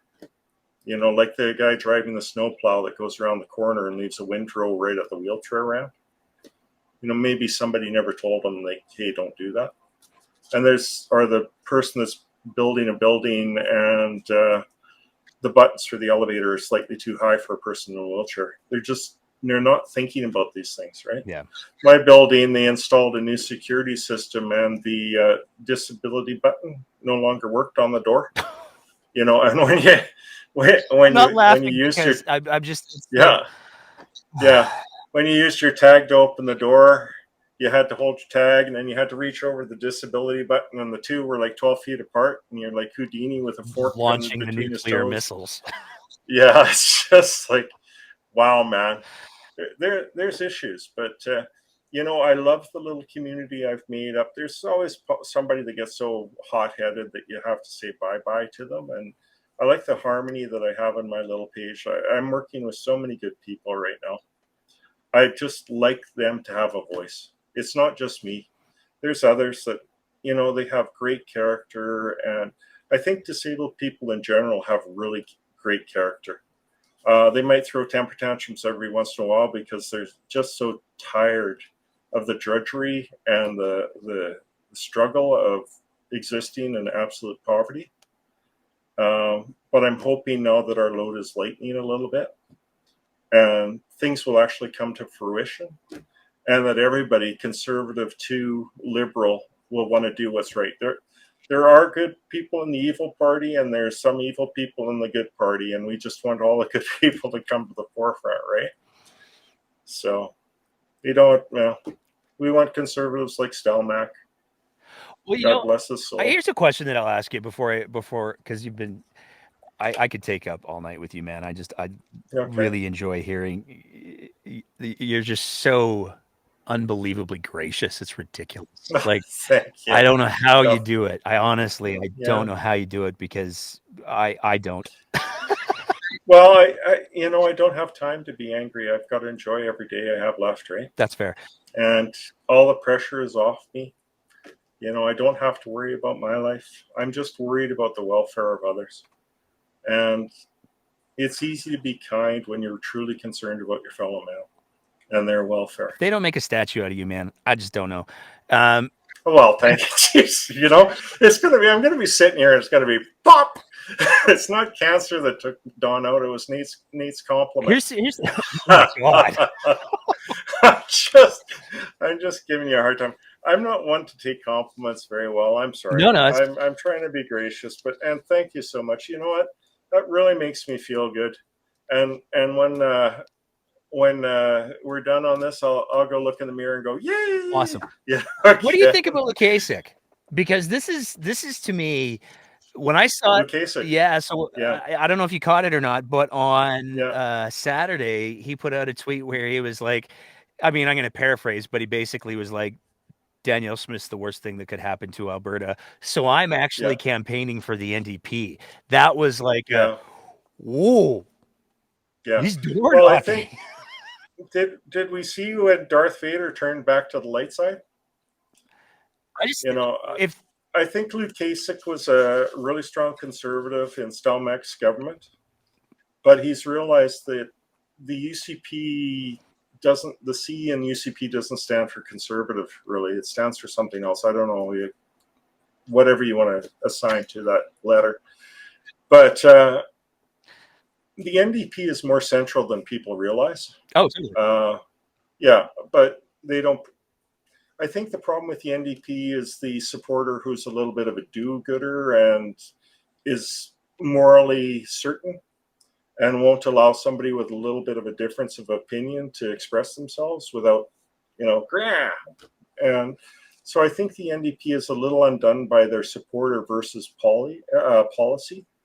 Of course, the policy could be better. The center of the party needs to, really reach out to people and embrace people a little better. Lukasik himself, I don't mind the man. I think when he had grandchildren, that really changed his heart. He really started to look at the world as a compassionate conservative.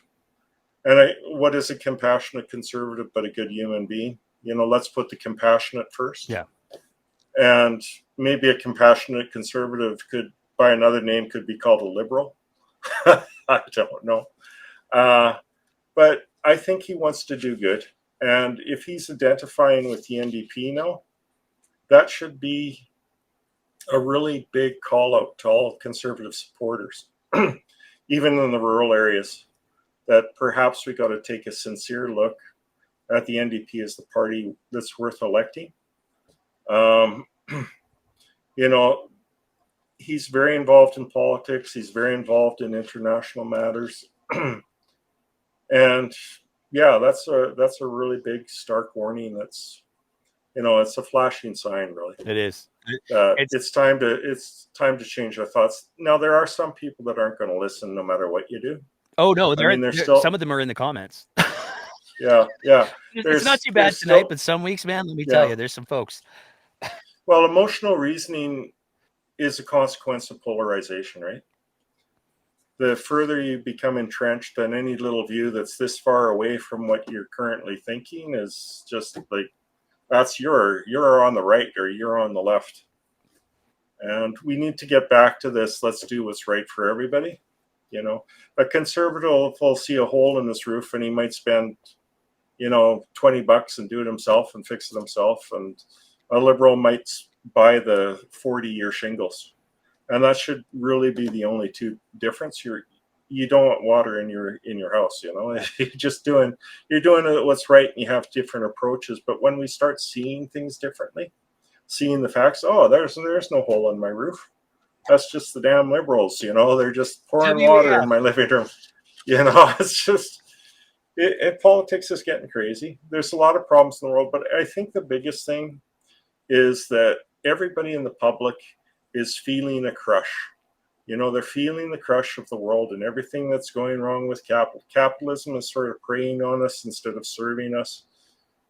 But not everybody's able to identify where that's coming from. They don't know who's piling the weight on their back. So when they're given a scapegoat or one of the party points to the other party, oh, that's what the problem is. And they emotionally get invested and they don't want to change their minds at all. And they don't want to, think, let's look at the facts here. They want to go, yay team. And that's a bad trap. Yeah. That's just my opinion. I appreciate you're a smart man. I'm constantly amazed that you can talk on so many topics with so much knowledge. It's only because I am informed by wonderful people like you, sir. Oh, why, thank you so much. That's nice to hear. Yeah, Don, I want to thank you so much for taking the time to come on and chat tonight. It's been a true pleasure. As always. It's always just I always just feel lighter after a conversation with good. you. There you go. Well, I try spreading joy and happiness wherever I go. Well, I got one fun little story that I want to share before I open it up to our Twitter Spaces audience. But sincerely, man, thank you so much for taking the time to chat. It is, I'm scared to give you compliments now. Yeah, you don't have to. Just say, hey, Don, he's great. There you go. That's good. You're an inspiration, man. That's where I'll leave it for there. Hey, are you on the Twitter machine? No, I don't do Twitter at all. Okay, that's probably wise. It's well, I don't hardly do Facebook at all anymore. That's wiser. Because I just have my little group, and I've made it very calm, and all the people that are just hot under the collar are not there anymore. I've been using ChatGPT-4 a lot lately. I'm liking that, and I like the idea that AI is coming. I'm seeing only the good things from AI, but I know people are seeing a lot of scary things from it. So I will welcome our new overlords. Yeah, as long as it's programmed to be humane, I'd rather us get it first than an adversary. For sure. And if AI was so terrible, then all these alien species that developed AI first would have come here and wiped us out a long time ago. So, that's just a stupid comment. that's the conspiratorial thinking that you can have. But yeah, I think that AI could make the world a lot better. Like I sometimes have a chat with AI, and I wish it would have been available during COVID because it speaks so politely. And I think that's how everybody should be online. But put a piece of glass between anybody in the world, and they'll just shake their fist. They'll become a road rager on the internet highway. It's like those little dog videos that you see where there's like the gate between the dogs, and they're like just going at each other. That's an excellent analogy. I wasn't barking. You weren't barking. There was no barking. Yeah. And then the door closes again, and they go right back to barking at each other just 10 seconds later. Yeah, it's amazing. Yeah. Well, combined, maybe we can make the world a kinder place. I know that's really what you want for Alberta, and that's what I want too. And I'm sure all your followers, they want the same thing, even though they might rage on you every once in a while. They're here to listen. So, if you're not in my little sandbox, you and I take very different approaches to the universe, and I respect the hell out of yours. Don't get me wrong, but I think that there needs to be sometimes the folks like yourself who are taking a much more conciliatory tone to thing. But I think that also sometimes there needs to be somebody going, well, that's just bullshit. You do have to rage against the machine sometimes, but when you do, you have to have the support underneath your feet to do that too, right? You can't be standing on a trap door all the time. This is very true. So, and I think that's what disabled people sometimes feel. Yeah. Like there's no safety net underneath us, and the words we say could blow back upon us and just wipe us out. When you're a powerful individual, you can say whatever you want, or when you're brave. So You've got courage. I've got amiability. So there you go. There we go. Maybe we'll leave it at that. Awesome. So there you go. Thank you so much, Don. Okay. You're welcome. Thank you for having me tonight. All right. Moving on from there, we got one other little feel-good story that we wanted to bring to the attention of our audience before we open it up to the Twitter Spaces. I think we already have one person who wants to speak, and I definitely want to get to them as soon as I possibly can. But this one's too good to not talk about. We got to talk about this dude for a sec. The mayor-elect of Calgary, Alberta, the man who fought the law and the law won. Kevin J. Johnston made the news again this week.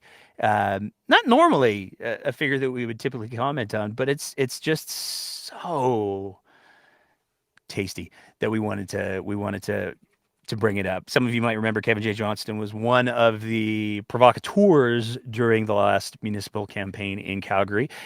He was big in with the anti-health restrictions, big in with the conspiracy, had absolutely no problem saying inflammatory things so inflammatory, he went and got himself into a little bit of trouble. And this week, he has been ordered to pay $650,000 for defaming and harassing an AISH inspector. Now, we occasionally we read some legal judgments because sometimes they're relevant to the things that we're talking about, but it's very rare. And I can say for me personally, I haven't seen one this spicy in a while. So we just wanted to share a couple bits as a feel-good moment for y'all. Kevin J. Johnston enjoyed a moment of notoriety as a candidate for mayor of Calgary in 2021 during his mayoral campaign on his opponent's online talk show. And anytime there was a microphone nearby, Mr. Johnston spewed misinformation, conspiracy theories, and hate. Among his favorite targets were Alberta Health Services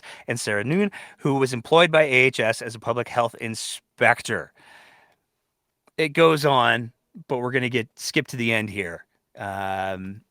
And this is the award, the decision that was written by the judge, by the way. So that was not like an editorial in the Sun. That was written by the judge. The conclusion: I award Ms. Noon $300,000 in general damages for defamation, $100,000 in general damages for harassment, and a further $250,000 in aggravated damages. Permanent injunctions restraining Mr. Johnson's activities in relation to AISH and Ms. Noon are in the terms set out in these reasons are granted. I award Ms. Noon the costs of the proceeding pursuant to the rules of court, multiplied by 3. I direct counsel for the plaintiffs to file with the court for the correspondence between the parties and the court consuming the issues in the application. He has a permanent injunction against him, preventing him from going anywhere near and harassing any Alberta Health Services employees. And it's just awesome. It's just awesome. That being said, we're going to open it up to our Twitter Spaces now for the tail end of our show. If there's anybody who has any thoughts that they want to share, if you want to tell me what we got wrong, what we got right, any of those things, we'd absolutely love to hear from you. And we've already got somebody up on deck, Mr. Nobody. I dig your profile picture. I'm a big fan of the Atari myself. I have the shirt in my closet. What's going on tonight? I'm not hearing anything. That's not great.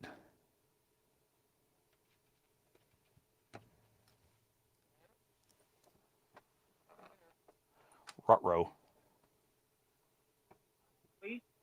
Oh, here we go. I think I fixed you. Okay, you can hear me okay, right? Yeah, we got you now, man. Sorry about that. Okay, no, just want to make sure here. Okay, anyways, yeah, thank you very much for giving me the opportunity to speak and to be heard by others. And I just want to give, a big tip of the hat to the Mr. Don Slater there for what he said in regards to the way this province has been treating the disabled people. And I just wanted to make some kind of commentary. First off, with Jason Kenney, when he did that switch with the payment dates, pardon me, sorry, I got to back up here. I'm someone who's had some exposure to some people on AISH, as well as Alberta Works or Alberta Supports or whatever the government euphemism is for, call it for what it is, welfare. And I've seen firsthand in how these changes has affected people, right? And I can understand what Mr. Slater said in regards and reference to how some of these people on AISH have pre-existing anxiety problems, and it only compounded with Jason Kenney with his sleazy, duplicitous, underhanded, uncouth way of changing the payment dates from the last 3 or 4 days of the month to the first. And that was just a one-time thing for him in order to give I don't know how you would say it, a metaphorical sleight of hand in regards to, numbers and how you're deferring these millions of dollars for the next fiscal year, starting in April, provincially, versus, having all those numbers up for that last fiscal year where it ended on March 31st. So to me, in my opinion, the reason why he did that is because he doesn't see people on AISH or on, Alberta Works as people that would vote for him. So he had zero regard whatsoever. And the thing is, to me, when you're in public office, regardless of where your values and beliefs are on the left, center, right paradigm, you're supposed to look at all interests for everybody, regardless whether they voted for you or not, or whether they're actually able to vote for you or not, or not qualified to vote for you or not. And to me, that was really, really gross neglect on Jason Kenney's part. Okay. So I would like to see, whoever is in power, whether it's the UCP or the NDP, make a change back to the payment date, because some of these people who are receiving AISH, they also qualified for Canada Pension Plan Disability. Okay, so the AISH, they didn't get the full AISH; they only got the top up to what is the current number? I believe 1788. Okay, I'm not too sure about the number, and a lot of people, for if they had some sort of hiccup, hang up, or whatever, they were counting on that Canada Pension Plan Disability payment date because that wasn't changed because it was coming from the federal government just to make sure that the rent was paid on time. Okay? Not everybody on AISH collects CPPD. Okay? So, another thing I wanted to mention is it would be nice if, when it comes to both AISH and Alberta Supports or Alberta Works, that they have a proper index when it comes to the eligibility of benefits, okay? Instead of having these large bonuses or trying to offset, whether it's what Danielle Smith did 2 months after she became premier, or what Rachel Notley did, 3 months before the election in 2019, okay? Another thing I just wanted to mention, which is not really talked about, is the thresholds of income. Both with AISH and Alberta Works, you're allowed to make a certain dollar amount before they start doing clawbacks. Okay, so if I have my numbers correct, because I don't want to, believe me, I'm doing this in good faith. I may not have my numbers 100% correct. Okay, I don't want to inadvertently mislead anybody. To my understanding, if you're on AISH, you can collect $800 or $850 clear, that's after deductions, and anything above that gets clawed back 10%. When you're on Alberta Works, you can only make $220, and anything above that gets clawed back 75%. Now, I can understand that, the AISH and the Alberta Works is two totally different things, okay? And that, but there's just some people where they go on unemployment runs out, and the thing is, unfortunately, they have to resort to Alberta Works, okay? And they need, the necessary help in order to find, stable employment where they can legitimately sustain themselves. Because my impression with the bureaucracy of Alberta Works is that they want you to get a job, any kind of job. Question is that, can that job legitimately sustain you? Is it only a part-time job? Is it a full-time job? They don't care. because all they want to do is clear the file and get you off the off payments. Okay. Another thing I wanted to mention to you is when it comes to Elections Alberta. Okay, in the past and even now, like, they've opened up employment opportunities for people who are. It used to be 18 and above, but now it's 16 and above. And even some of these schools will, they have a program where, somebody who's a teenager, they will give them an acceptable day off from school to participate in doing the polling work at the polling stations. And, it pays them, gives them work experience. And to me, that promotes, a culture of people going out to vote, where even though that these people who are 16, 17-year-olds, where they're not legally able to vote, they can at least administer the vote, and hopefully that kind of rubs off on them in a positive way, where it encourages to come back as a member of the electorate, regardless of who they vote for. Okay, and this leads on to another thing, is when it comes to the Alberta Works office, and I've been in there before to use the resources, whether it's the computer, the printer, the Xerox machine, or resume books or whatnot. Regardless of who is in power, whether it's the PCs, the UCP, the NDP, okay, they never promote these job opportunities where they need a whole bunch of people in a short amount of time in regards to Elections Alberta. Never. And, if Alberta Works is supposed to be an outfit where you're trying to promote people to get into the workplace, when you work for Alberta Elections, which I've done in the past, it's a temporary job. It's a marathon day if you're working on general election day. It's not so bad if you're working advanced polling. The days aren't so long, and you get paid more. But they purposely keep people in the dark at the Alberta Works office. No mention of it. No promotional posters. No nothing about these temporary employment opportunities that they have for Elections Alberta. And to me, I'm not putting blame on the political parties. I'm putting the blame on the bureaucrats, the faces and the names that are not out there, who are hiding behind the scenes. Because to me, in my personal opinion, if you guys are trying to legitimately get people back in the workplace, wouldn't it be beneficial if the person, if they're younger, they needed some work experience, or to make an opportunity to make a few dollars on top of their AISH or on top of their Alberta Works, so they can at least improve their quality of life for that month, and get some people working at the polling stations? Because I have seen people on AISH, and they cannot work a legitimate full-time job all the time. They can work a part-time job, but even offering them an election job or promoting an election job for the people on AISH who can legitimately perform those duties, why are you?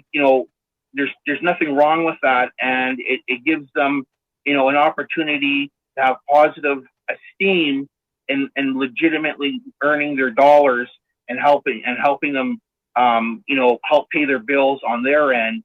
And that's to me a big failure as far as the bureaucracy is concerned, with the Alberta Works not promoting these employment opportunities with Elections Alberta.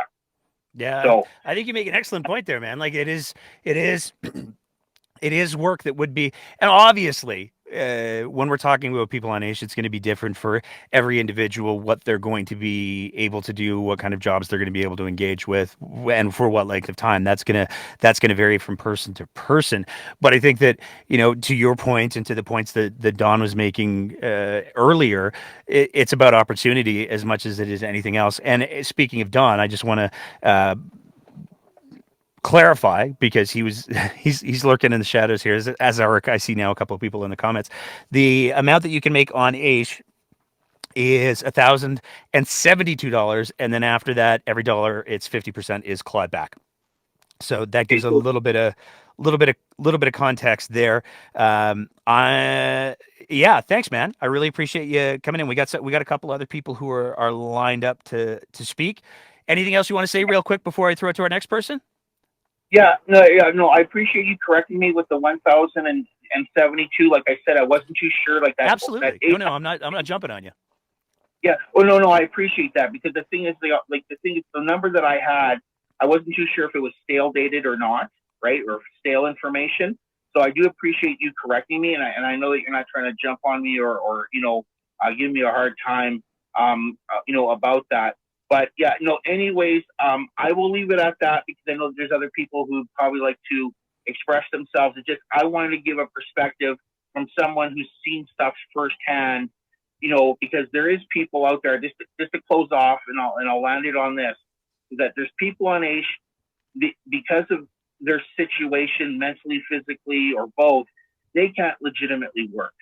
But there's some people out there on AISH who can work, who can contribute, but they cannot do it to the same magnitude or the same extent compared to someone who's not beleaguered by whatever predicament those people on AISH are. But like for the ones who can work a part-time job or casual labor, don't give them that opportunity, before they get their benefits clawed back, right? So, anyways, I'm going to leave it at that, and I'll let you go on to the next person. Thank you. Thanks, man. Appreciate that.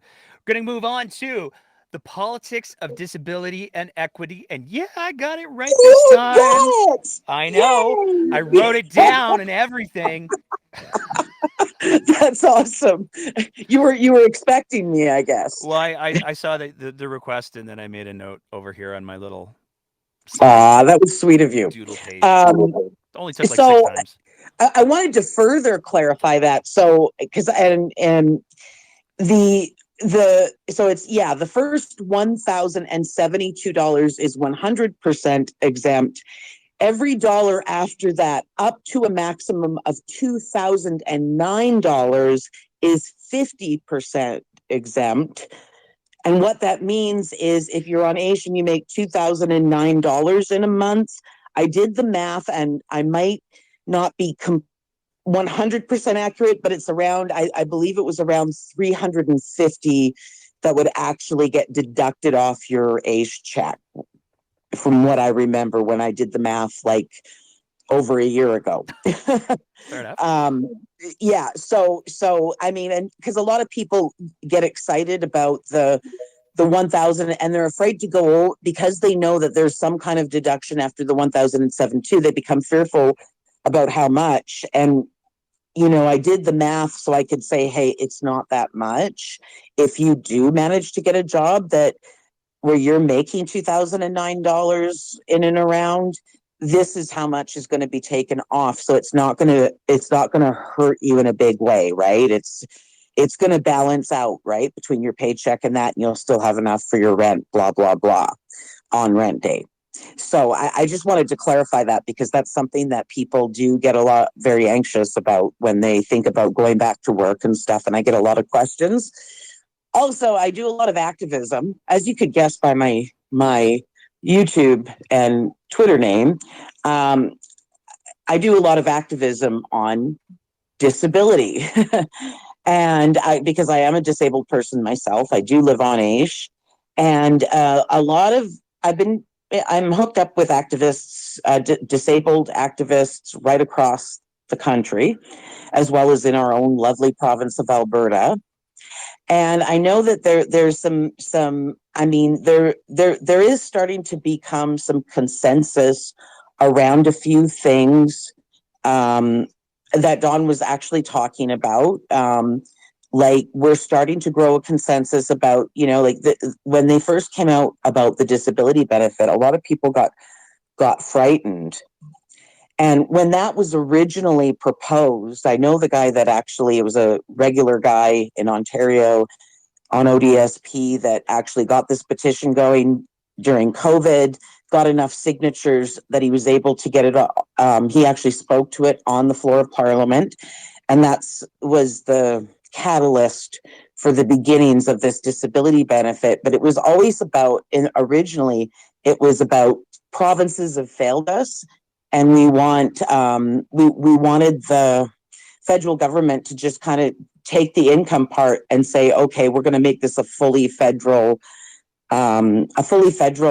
benefit, because it also plays into how the way this patchwork of disability benefits across the country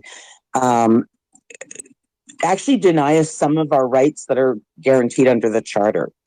And so I'm not going to get into the whole thing right here and now, because I wasn't actually prepared to go into it. But a lot of people got upset and they were terrified, because clawbacks are such a huge deal for people, whether you're on AISH or you're on PWD in BC or ODSP in Ontario. You know, clawbacks are a huge issue when it comes to other benefits that tend to get added on. And because of that fear, I think that's kind of has a lot to do with why they've decided to go with this top up rather than a full federal benefit. I could be wrong, but I think that has part to do with it. But anyway, I know that it's not intended to be that. But the other thing I was going to say is, I know a lot of people have come to a consensus around, like, see, both employment insurance and CPPD are things that when you're employed, you pay into. You get the benefit of them because you paid into them, and they're meant to be income replacements. So when you can't work anymore, they're meant to be a partial replacement of the income you lost, and you paid with that income that you lost. And so a lot of people are wanting to advocate, and I've been a part of these discussions, to say that why don't, instead of taking them dollar for dollar from AISH, why don't we treat them just the way you would treat employment income? Because they were meant to replace employment income, so why shouldn't they be treated as such? And so I know amongst disability advocates across the country that is something that people are working on and advocating for. Hopefully the powers that be are listening to us, and something will happen. And the only other comment I wanted to make, because you were talking about, off the topic of disability for a second, you were talking about our little friends Give, Send, Go campaign, and I think I said that right. Yeah, and you you're got that talking about right. that one donation of $5,000. So the Well, it was individual, $1,000 and $500. It was two separate donations. yeah, but you said one was 5,000? No, one was 1,000, one was 500. Oh, I thought you said 5,000. Okay. No, that I would have thought been I the heard problem in and of 5,000 itself. in there. And I was thinking, because the maximum individual contribution is 4,300 for one person. Yeah. And so, and I misheard that, and I'm thinking, no, you can't do that. No, anyway, but I was wrong. So there we go. It's all good. That's everything I have to say. Awesome. Well, thanks for. I love how this conversation's shaping up tonight. Thank you so much for throwing that in there. No problem. Alrighty, moving on through the list. We got a couple other people who have tapped in here. We got Brent Tyson. What's going on, Brent? Oh, good evening, Nate. You know what? I don't know why I got the alert that your show was on tonight, but I did, and I was sitting here, and I was enthralled. Don was amazing, and you're right. Don's I'd like so to awesome. have him talk to me a half an hour every day, because it would probably pick me up. I'm sure every conversation I have with him ends up lowering my blood pressure somehow. Yeah, exactly. Yeah, he'd bring me down to earth in a second for sure. But I mean, for your listeners, I'm the Alberta Party candidate for Edmonton Decor, and what I heard Don talking about, if you actually go and look at our policy and what's probably going to be rolled out officially in the next week or so, it was like oh my God, were you in our meetings or whatever? So it was kind of cool. But what I wanted to tell people is this is what we've been hearing. We opened up a citizen lab to allow Albertans to communicate, tell us what their issues were, what was important to them, and what we got back was affordability. And I mean, you take a look at the other parties, and I haven't heard anybody here say tonight, well, NDP's got a good affordability platform, or UCP's got a good affordability platform. It's non-existent. It's just not there. The idea of cutbacks, we're looking at intensively, and exactly that. Like, why should you get cut back from the benefit that you qualified for until what you're earning amounts to a living wage? And that's kind of the way that we're looking at it. What is a living wage? That's, again, a discussion. But the bottom line is we don't want to take these benefits away from people who deserve them. And it's not just AISH. It's any people who are on any kind of benefit that would get clawed back because of income earned. That just makes no sense, and it doesn't move us forward. And that's really my input, Nate, for tonight. And you're doing a good thing here. When you guys dropping that policy, man? I don't have the whole details on it, Nate. I'm not saying anything. I'm just saying the issue is live. Okay, it's a live issue, and affordability is important to us. It's important to me. I have to tell you, I've lived in North Edmonton for 30 years. I have never seen people on street corners at lights in the Meridian asking for help. I haven't seen that ever. And now I see it daily. Something's got to be done. Really. That's the bottom line. Something's got to be done. Well, when you guys have your something, love to hear it. Okay. And, you and I are going to talk, I'm sure. But the good people out there, check us out. Really, we're not bad people. Anyway, Nate, you have a good night. I've had a long weekend umpiring and teaching umpires and doing all that garbage if you've been watching. Yeah, love it. Love you, everybody. We are going to look after you. If you give us a chance, please. Have a good night, Nate. Have a good night, Brent. All right, we're going to open it up for Sam, and then we're going to come back to politics of disability and equity because she's fervently raising her hand. But we got Sam in the queue here, Sam Collins. Sam, I don't know if you're there. What's going on, man? Not too much. This is going to be a bit of a different one. We didn't highlight on it in your breakdown there, but just want to talk about the school bus driving changes and some of the comedy that came with that. I don't know if anybody else noticed, but Devin Dreeshen being the one to announce it, given his track record of drinking at work, was kind of ironic to me and sort of funny. But yeah, I just want to highlight on the changes, and the timing of it also didn't seem to be the best considering the humble tragedy that had happened. And yeah, I just wanted to say, I mean, a lot of people weren't really happy, and I noticed a lot of parents just on Twitter and stuff just having a lot of issues with those changes. And I mean, a big reason for them not having the school drivers is school bus drivers, right? Is they're not really increasing the wages. So I just wanted to highlight that as kind of another UCP funny story for the week. So yeah, it's a weird thing that they would do, that they would, let's take training away from school bus drivers. That'll make parents more confident. That was a fascinating take. And I love again, that was another one. I mean, we had some fun with that here at the show. It was like stock footage week.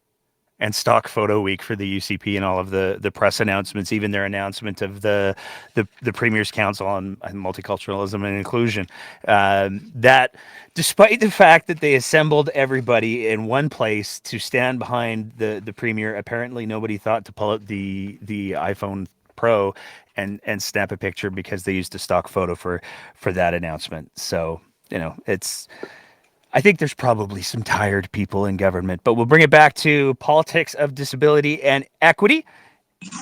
I just because he said nobody said it, I've got to say it. So I've looked at both plans of the NDP and the UCP. I don't trust much of what they're putting out in their platform because it contradicts a lot of their policy behind the scenes.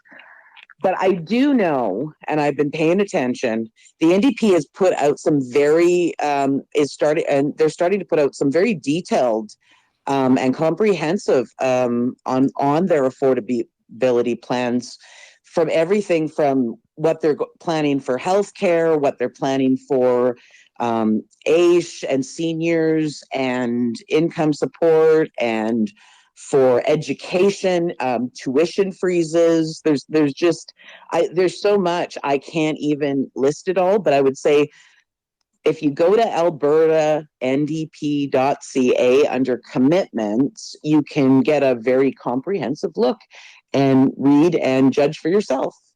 That's all I got to say. As everybody should. And I just want to say, I don't have a problem with, I think that we need more people who are looking at policy objectively. And I think that we need more people who are voting based on policy, based on the quality of the candidate, as opposed to, well, I'm team blue or I'm team orange. Because again, as we've said many times on the show here before, you got to demand better. Even if you're playing on that team, you got to demand better from them. But to your point, I mean, we did see today, Rachel Notley and the NDP announced that they're going to hire 150 more police officers and start pairing them with social workers, mental health workers, addiction counselors, and more. So it's interesting to see the policy that's starting to be rolled out, which is great. Yeah, no, I agree. It is very interesting, and the more I see, it actually kind of gets me excited. So and here's the thing, like to your point, I have a very difficult time believing anything that Danielle Smith says because she contradicts herself in the next breath. And that's not I'm sure that there have to be people who are working on policy for the UCP and people who are working on platform for the UCP who are well-intentioned in doing so in good faith. But the problem is, and we even saw a column from Don Braid this week where he talked about this, he's hearing from MLAs anonymously where they're saying things like, we're terrified of what Danielle Smith is going to say next. And even in the pieces that we played, there's one other little thing that I want to highlight before I wrap it up, because I forgot to throw this graphic up. But when Danielle Smith was talking about, well, you can always go ahead and talk to the ethics commissioner. You can talk to the ethics commissioner and she'll give you the answers. The sad truth of the matter is the ethics commissioner is actually explicitly forbidden from doing that. Under Section 26.1 of the Conflict of Interest Act, of the ethics commissioner or any staff may not disclose to anyone, A, the fact that the office has received a request for investigation, B, that the investigation is being conducted or not, and C, the outcome of any such investigation. If the commissioner conducts an investigation, it's submitted to the Speaker of the Legislative Assembly. The Office of the Ethics Commissioner cannot release it. So for Danielle Smith to stand up in front of a bunch of cameras and a bunch of news reporters and say, "Hey, you know what? I've been advised not to answer any of those questions, but if you contact the ethics commissioner's office directly, she'll answer all of your questions." I'm sure she'd be happy to. Again, it just betrays either a willingness to mislead people or an ignorance of how the processes actually work, either of which are not great for building trust, let's say. All I want to talk for a quick sec. I think we have all of our speakers cleared out. So I just want to talk a quick sec about some of the things we got coming down the pipes. We have this week, we have a conversation with the the editors and two of the contributors to a new book on the Jason Kenney experience and the transition to Danielle Smith, called Anger and Angst. It's a really good conversation, and I think it informs a lot of the current climate. And we're going to be dropping that tomorrow for our Patreon supporters. Everybody else, it's going to be going live Wednesday night. We've got a couple interviews coming up that I'm very excited for. I don't want to say it yet because it hasn't been recorded yet, but I'm very, very excited. It's one of those ones where we were like, hey, would you be willing to have a conversation? And the person said yes. And we were like, really? So we're super excited to, we'll probably reveal that, I would guess, Tuesday or Wednesday to let people know what to look out for. But yeah, I think we're clocking past the 2-hour mark. So at this point, it's time for the shameless plug. If you enjoy the kind of content that we're trying to produce here at The Breakdown, and you have the ability to do so, we would love nothing more than if you signed up to be one of our Patreon sponsors at www.patreon.com/thebreakdownab, where for the price of a fancy cup of coffee or perhaps a Rice Krispie Square, it would be a higher end Rice Krispie Square at the $5 mark, or you're getting screwed on your Rice Krispie Squares purchases. You can help us continue to produce the kind of content that we're trying to produce here. Obviously, given some of the subject matter that we're talking about tonight, we appreciate incredibly the fact that there's a not insignificant number of folks who are from disenfranchised communities who have less fiscal means at their disposal. Time for another drink of water, I think. So if you can't, that's totally cool. If you can, that's wonderful. You get two things out of it. You get access to our interview episodes early. We're never going to paywall all of our content. We don't believe in doing that. Everything that we produce is eventually publicly available. But you get early access. That feels good. Plus, you have the opportunity to tweet at your least favorite politician that we are maybe putting the gears to. Hey, I just supported The Breakdown. I'm a monthly sponsor of The Breakdown. So there. Drives them crazy, we're told. So you can do all of that at www.patreon.com/thebreakdownab. Obviously, I want to say a huge thank you to everybody who does support us through the Patreon page. Really, really appreciate it. Big thank you to everybody in the chat tonight. It was a very, very busy place. And I just want to say, yes, on occasion, I do smirk. I have internal dialogue. I also have another screen off to the side over here, and I get little messages from the moderators and the folks who help to keep the really horrifying stuff out of the Twitter spaces. So sometimes there's a little bit of a sidebar going on, and I forget that I'm also on camera. So if I'm smirking, it's almost never at the person who's speaking. Yeah, I do smirk from time to time. Thank you for everybody in the chat. Thank you for everybody who came in with the Twitter Spaces tonight. We're going to be back with another live show next Sunday. Love to... it seems like we do shows on Sunday, and then on Monday, Danielle Smith does a press conference or two, and the whole world lights on fire, and we're trying to keep up with our content for a very long period of time. So I'm sure we'll be busy until the end of May. But if you have some thoughts, we'll see you here next Sunday. In the meantime, in between time, the call to action, because that's a good thing to do. We are heading into an election, and there's a lot of misinformation, disinformation, lies that are out there. So, I really respect the fact that we had Mr. Nothing on, and he said, you know what, I think this is what the number is. I could be right. I could be wrong. Somebody please fact check me. We got the fact checking done. We got the accurate information out there. That's what we try to do. It's okay to have those conversations with people. And in fact, the call to action is find one person this week, have a conversation about the political climate in Alberta, because we got to get more people engaged. We got to have more conversations. Make sure that you're taking care of yourselves. And in the meantime, and in between time, as always, we'll see you next Sunday. We'll see you Wednesday. We're dropping that interview episode. And until then, keep the conversation going.